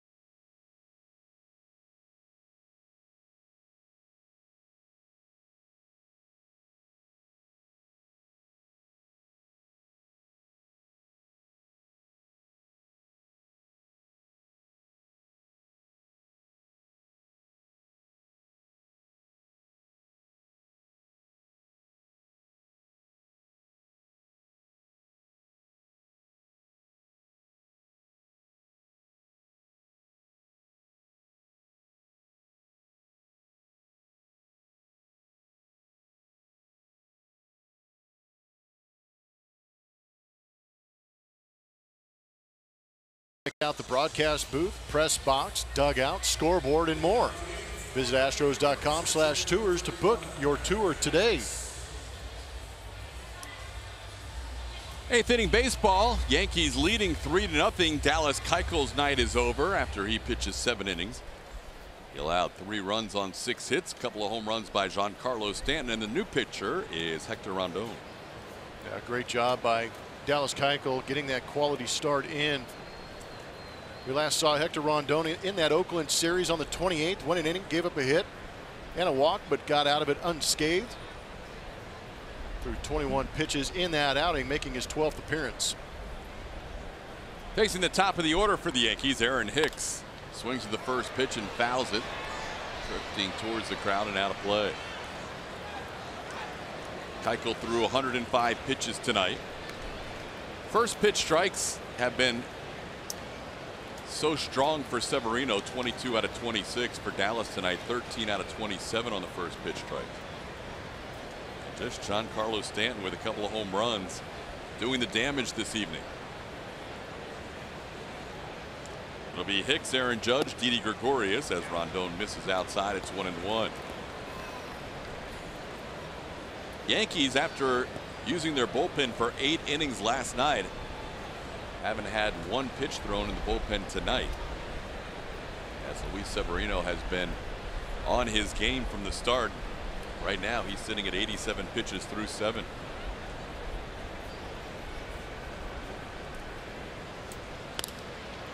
This one sliced towards the corner, long run, Marwin, and that's going to drop in for a hit. Aaron Hicks will head to second base, and he has himself a leadoff double in the 8th inning.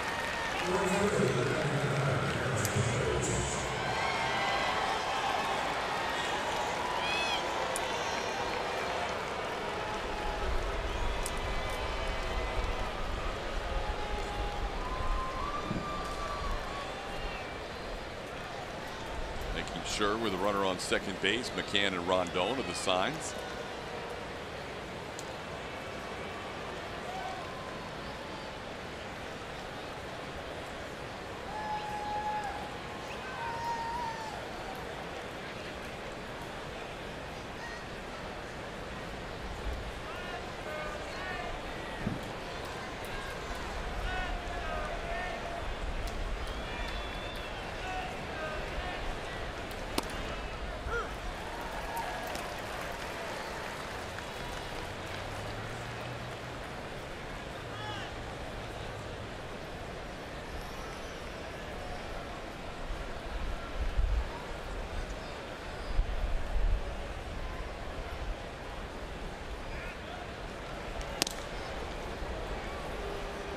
When Judge made his Yankees debut in 2016, he played in 27 games, got 84 at bats. And although he had 4 home runs, he struck out in exactly 1/2 of his at bats, 42 strikeouts that first year. And then last year, his first official full season, his rookie year, if you will. Put together a big season. Finished second to Jose Altuve in the MVP voting and was unanimous AL Rookie of the Year.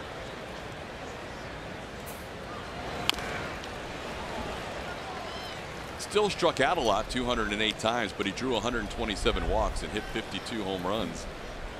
Drove in 114. Rondon ahead of him, 1-2.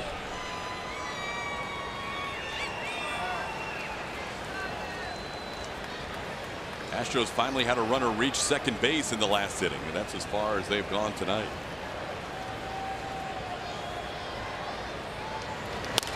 On the ground towards short. Hicks holds up as Correa makes the play for out number 1.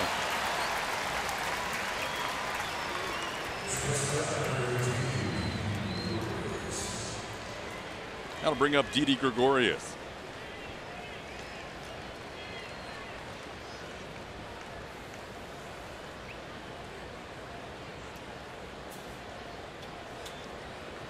Didi was a key batter in that first inning. He got down on the count, battled with 2 strikes, ended up dropping in a hit to left field, and that preceded the home run by Giancarlo Stanton.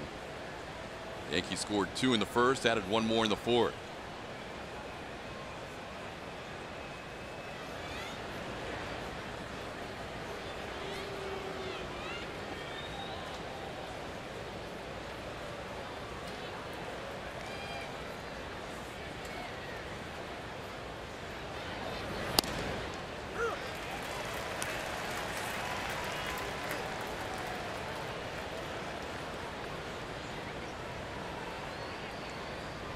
Mookie Betts taking the lead in the major leagues in the home run department. In a hurry. He had 3 today. Second time this year he's hit 3 home runs. I think I saw something. It's his 4th time in his career already, hitting 3 home runs in 1 game. The amazing part about that stat is he is the first player and now has the most 3 home run games in Red Sox history. With all those great sluggers, it's Mookie Betts. It's pretty amazing. Already with 4 3 home run games 2 this year.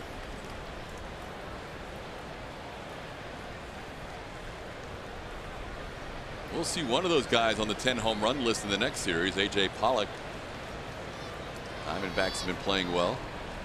There goes the runner, swing and a miss. McCann's throw is not quite in time. Stealing third base is Aaron Hicks, his third steal of the year.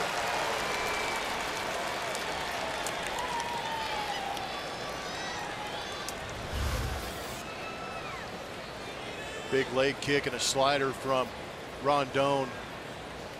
Good pitch to run on for Aaron Hicks. McCann doing everything he could to get that ball down there in time.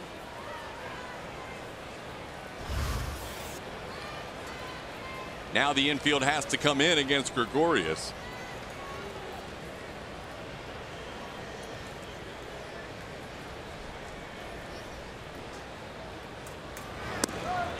Called third strike. He catches him on the corner at the knees. Gregorius looks back, but he is a strikeout victim for out number 2. Power player of the game is presented to you by TXU Energy. The Astros not doing anything offensively. We've got to look to the other side at Giancarlo Stanton.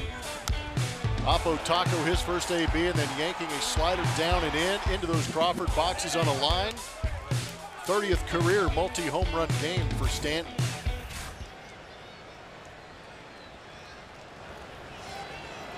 Struck out his last time, but he's the difference in this game.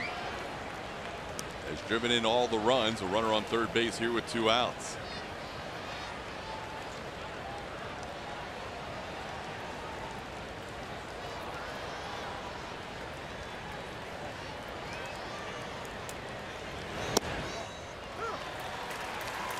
Dallas's numbers so good through the years against both the Yankees and also against Giancarlo Stanton before tonight.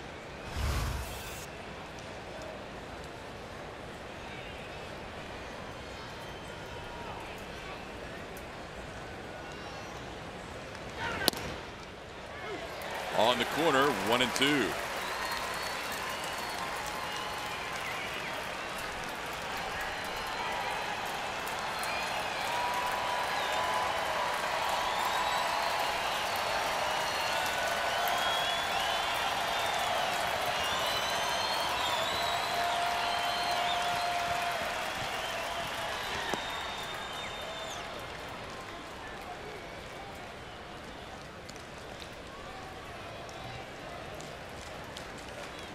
First bullpen action of the night for the Yankees. David Robertson beginning to loosen up.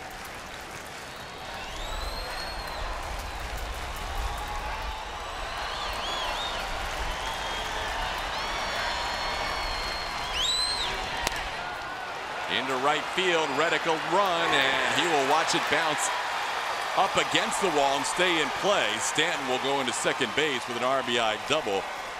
Giancarlo Stanton with his 4th RBI of the night, and the Yankees lead it 4-0. With that closed off stance, it almost as if Giancarlo is trying to go that way, trying to keep that front shoulder closed and not open it wide up. And just takes the fastball away, shoots it the other way.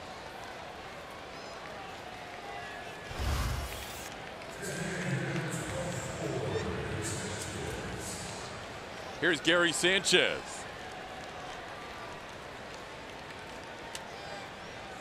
Well, we saw that picture last year with Altuve and Judge. This year we get the measurement against Giancarlo Stanton. Just not the same. He's a big boy. Judge is way bigger.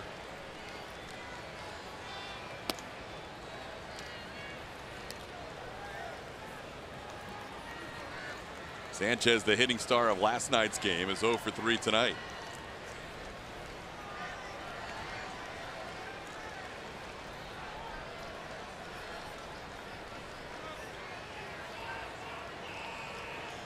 Astros down 4-0. That was the same score of last night's game.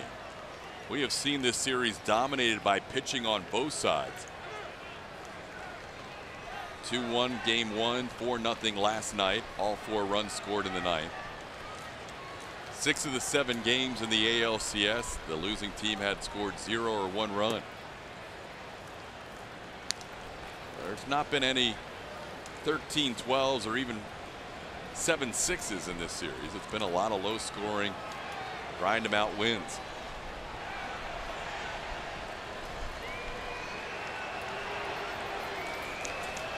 2-0 the count to Sanchez. There's a strike.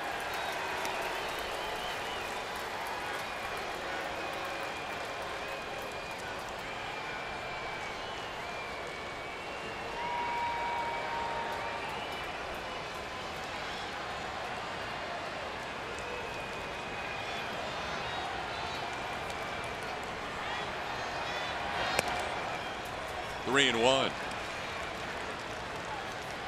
Neil Walker grabbed the bat. He's on deck with Tyler Austin due up.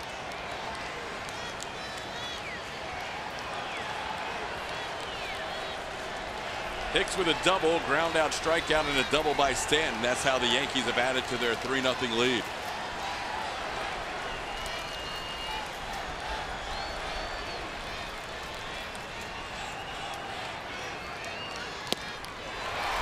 Now the count's full.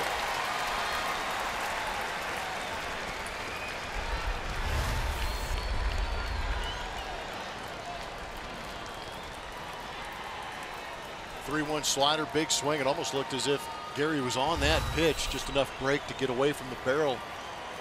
Will he do it again in a 3-2 count?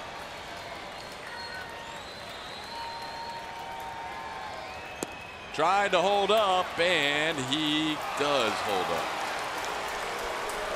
A.J. Hinch out of the dugout. And he is going to go to the bullpen. So Rondon allows a run to this point. He's responsible for the 2 on base with 2 outs in the 8th. We'll tell you about the new Astros reliever when we come back.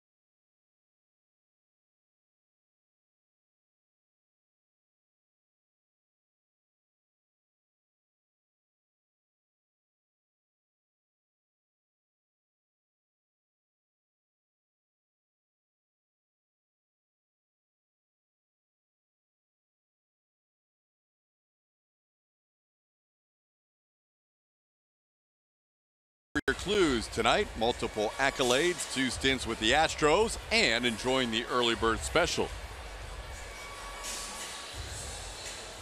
Carlos Beltran retired after the 2017 World Series, 2 times with the Astros.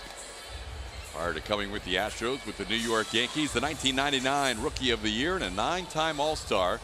Great to see Carlos out here for Game 2 of the season. Also interviewed for that New York Yankees managerial job. How about that? Gives you an idea of what they think of Carlos Beltran, not only as a player, but as a student of the game with the potential to coach it.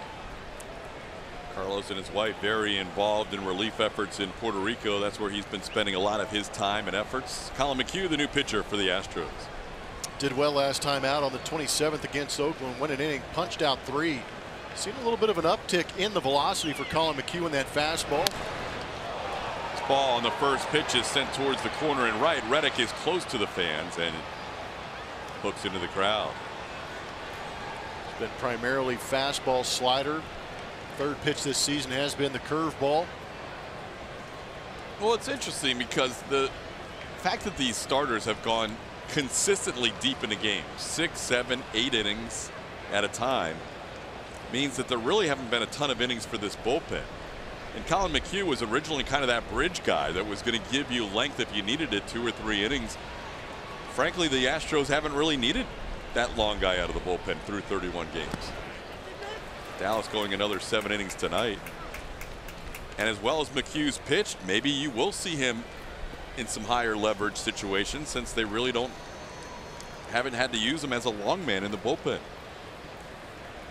He's done very well acclimating to the pen after being a starter his whole career. Neil Walker, the pinch hitter for Tyler Austin, down on the count 0-2. 2 runners on, 2 outs. Yankees lead this game 4-0.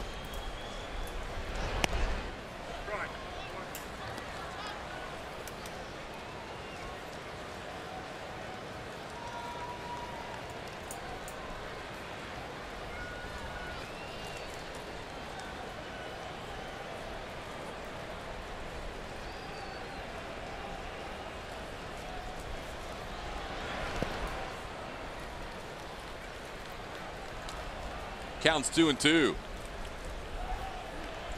This has been the longest inning for Luis Severino to sit in the dugout. We saw David Robertson up earlier in the inning, but again, Severino has only thrown 87 pitches through 7 innings of 4-hit shutout baseball so far.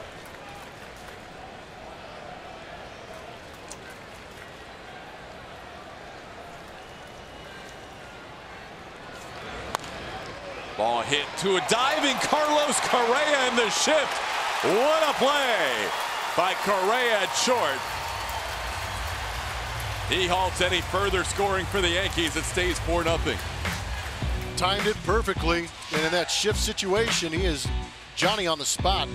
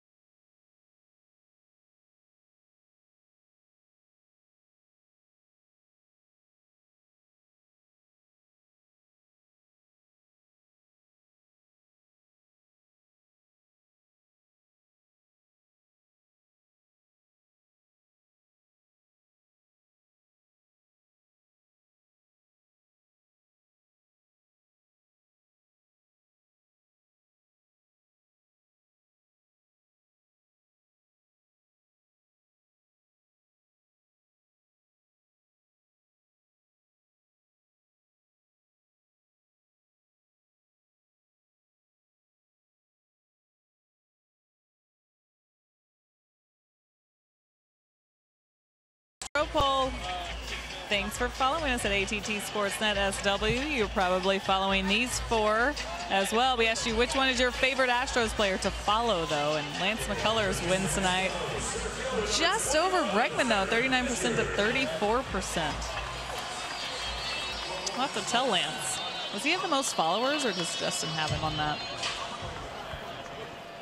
That would be something you would know. Yeah, I was saying, I have no clue. I don't check.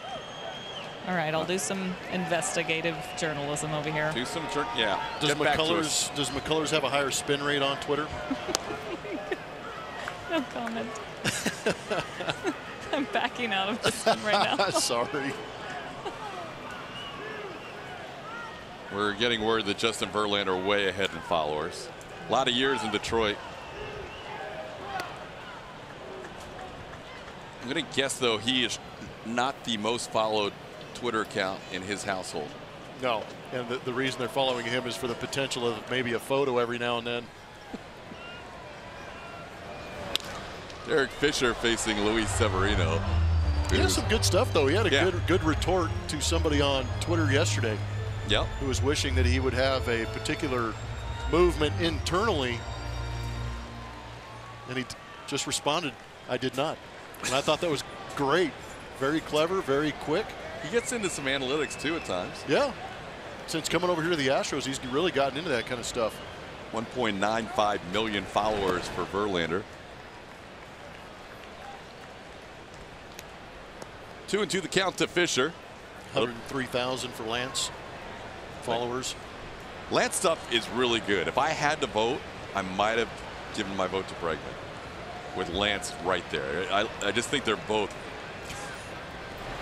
just Alex is pretty clever with his tweets. Can we ask AJ who his favorite follow is? AJ Hinch, the manager. That would be an entertaining answer. He's had to put out some fires over the years. It's closer than I thought in the Verlander versus Kate Upton. Oh yeah. It's 1.9 as Fisher takes a call strike. 1.9 for Verlander and 2.3 million for Kate. Wow. So pretty strong. That's a power social media couple. Yes, it is. 10 strikeouts for Severino and 1 out in the 8th inning. One of those nights where, as much as you like to see the Astros bats come alive, every once in a while you run into a pitcher on his game, and that's been the case tonight with Luis Severino. And throughout this season, if you don't get Luis Severino in those first 2 innings, he settles in nicely. And we're definitely seeing that happen here tonight at Minute Maid Park with that fastball, getting ahead early and often against these Astro hitters. 24 of 28, Plummer, first pitch strikes. Love it when you back me up. And that's a tough number when you're throwing 100 miles an hour. Yeah, it's almost as if you're playing defense as soon as you step into the box against Severino this evening. Astros with 4 hits. They've also drawn a walk. They did have back-to-back hits in the 7th inning. George into center field. These fans haven't had a whole lot to cheer about, and they got a little excited there, but it's shy of the warning track for out number 2. MLB At Bat is your #1 Astros app. Customize your experience to catch every moment this season and get Astros home screen icons and features such as MLB.TV Game of the Day, pitch tracking, in-game highlights, live radio broadcasts, stats, news, and more. Download MLB At Bat today. Altuve with an infield hit his last time up. Jose will turn 28 on Saturday.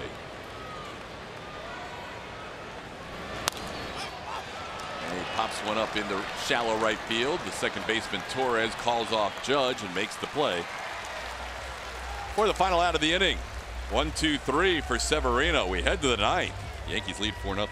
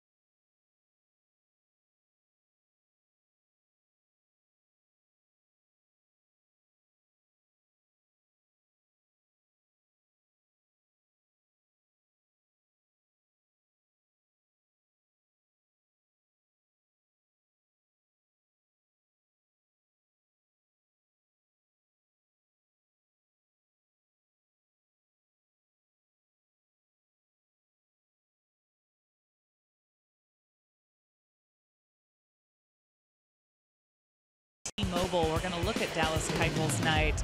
Keuchel continuing what the starting pitching has done, giving the Astros 7 innings tonight, keeping them in the game. 3 earned runs, but 5 strikeouts, no walks. Those 3 runs coming on 2 home runs by Giancarlo Stanton. Those 2 pitches for him. Other than that, though, a good night. A lot of positives to be taken from this start, guys, and you just hope that's how he views it, coming off the start where he had some of his best stuff and then giving up the 6 runs late in that game. Very frustrated, but tonight coming out there, those home runs by Stanton, not exactly Stanton bombs we're used to seeing either in this small ballpark. So unfortunately, with the 3 runs given up, you know he's going to be disappointed with that. Looking forward to hearing what his post-game comments say.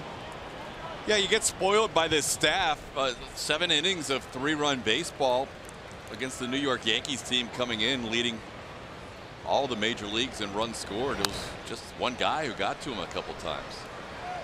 Yeah, coming into the series, it was a 9-game winning streak for the Yankees, and they scored 82 runs in those 9 innings. So pitching staff doing a great job, and I agree, Dallas Keuchel being able to keep his poise on the mound and keeping himself in this ball game for 7 innings is pretty impressive.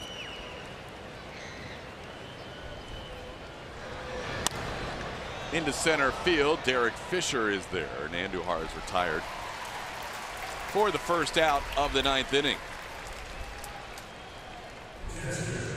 He's now 0 for 4 on the night. Colin McHugh out there for his first full inning of work, picked up the final out on the 8th inning on a great play by Carlos Correa. Here's Austin Romine. Romine 1 for 3, doubled his last time up.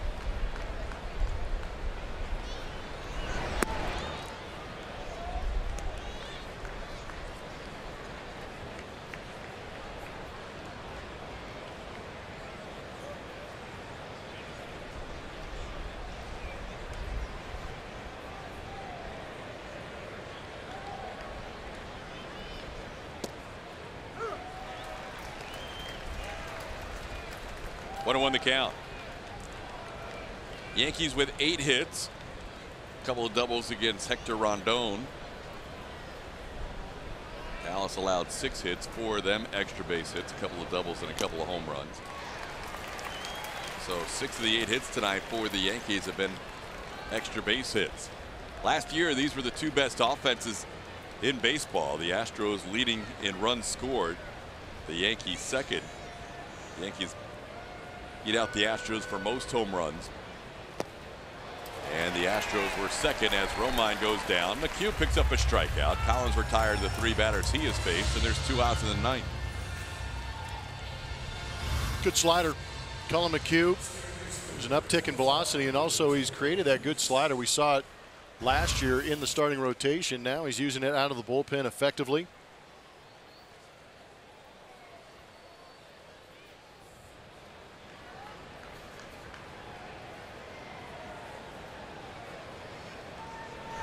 He's now sitting in his last 7 outings at 9 1/3 innings with 17 strikeouts in that stretch. Here's fit right into the rotation. I'm telling you. And he's been scoreless during that stretch. Curveball stays inside on Torres. It's 1-1. It's another weapon in the bullpen. Initially, we're thinking we might see him earlier in games, but he's pitching like this, he'll be towards the final few outs. Torres misses the breaking ball. It's 1-2.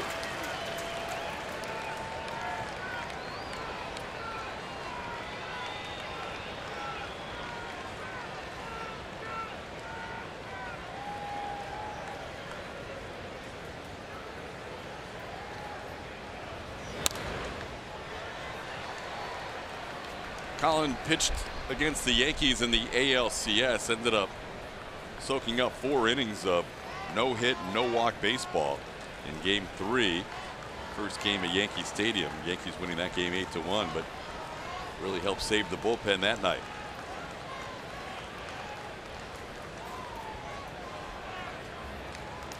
Ahead of Torres, 1-2.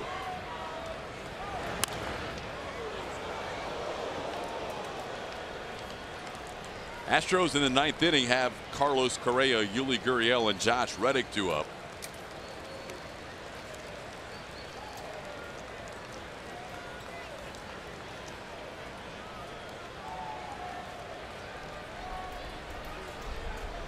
Trying to snap a scoreless streak that has now reached 21 consecutive innings.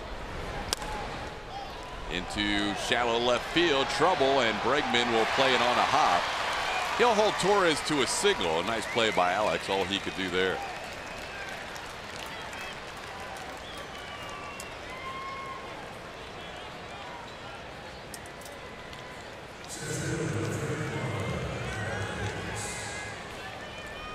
Here's Aaron Hicks.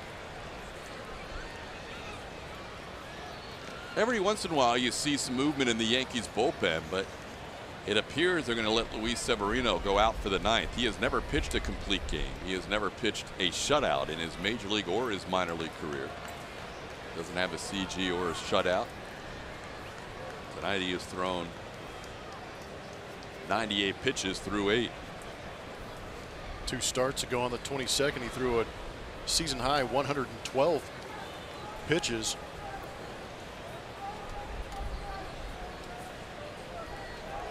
The 24-year-old Severino has had his issues with the Astros in his career, but not tonight. And it has been 98 low stress pitches for him also. Hicks batting for the 5th time. He's 1 for 4. Doubled his last time up. Came around to score the Yankees' 4th run.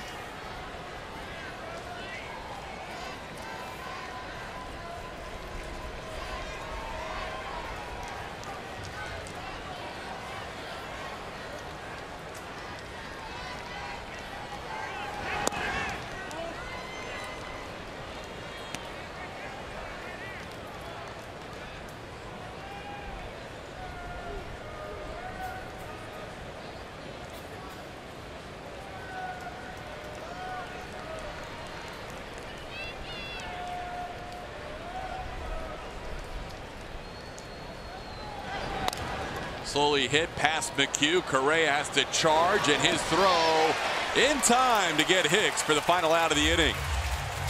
Colin McHugh, another scoreless outing. That is 7 in a row, and the Astros are going to need a lot of offense at the bottom half of the ninth, down 4-0.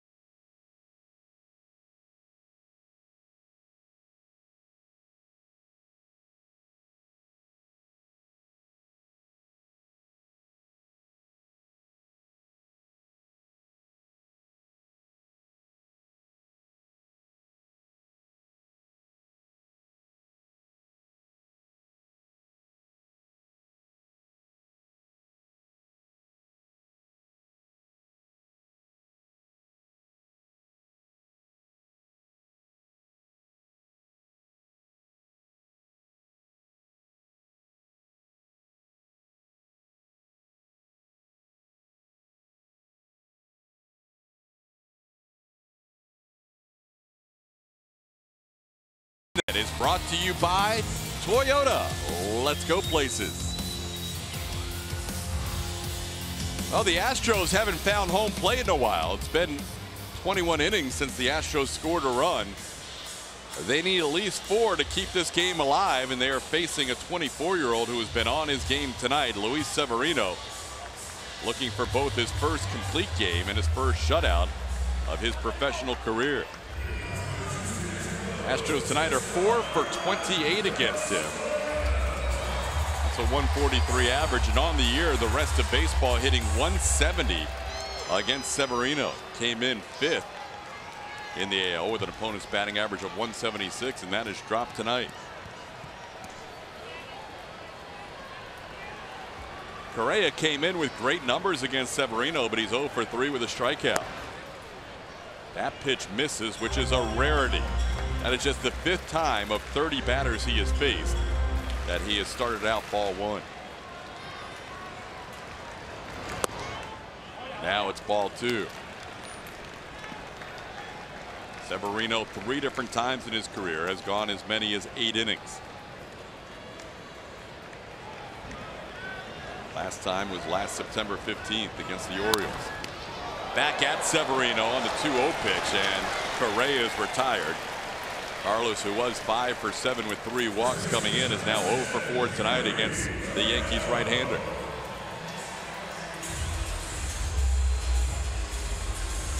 Now to bring up Yuli Gurriel.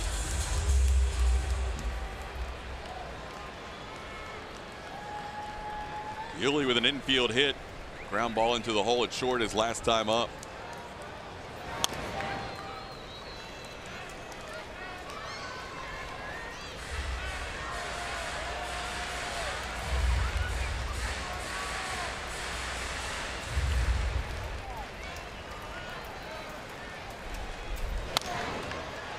Into right field.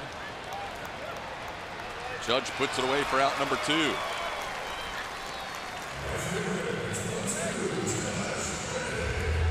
Astros down to their final out, in danger of falling to 4 and 5 on this homestand, and in danger of seeing their scoreless streak extend to 22 innings.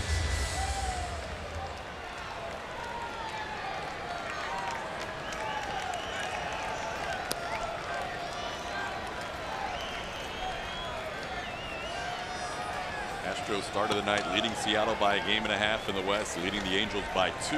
Both teams playing later on tonight. Reddick to deep left, and this ball's off the wall. Josh is going to get to second base with a double. That's the first extra base hit of the night for the Astros. And just their second base runner as far as second base. Never say die by Josh Reddick. He's been getting a ton of fastballs down and away. Stays on this one nicely and hammers it to left field off that manual scoreboard. Still life in the Astros.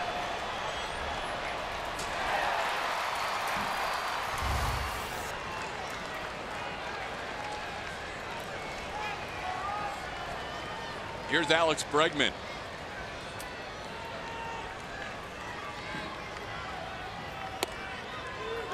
Called strike.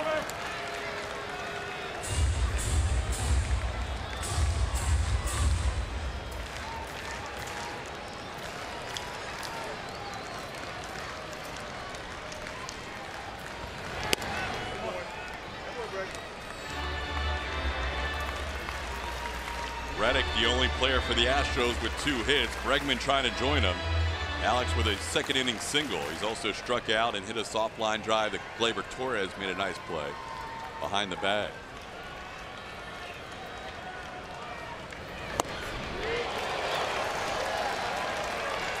Alex down to the count 1 and 2. Severino gathers himself behind the mound, knowing he is 1 pitch away from his first professional shutout. Bregman trying to spoil that.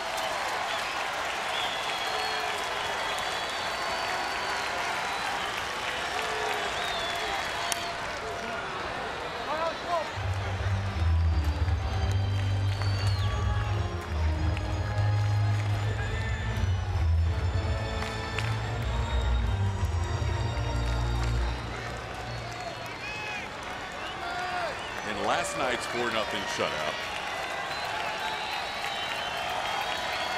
The Astros had 3 base runners reach second base. Nobody got past second. Tonight they have had 2 base runners reach second base. Nobody has gotten past second.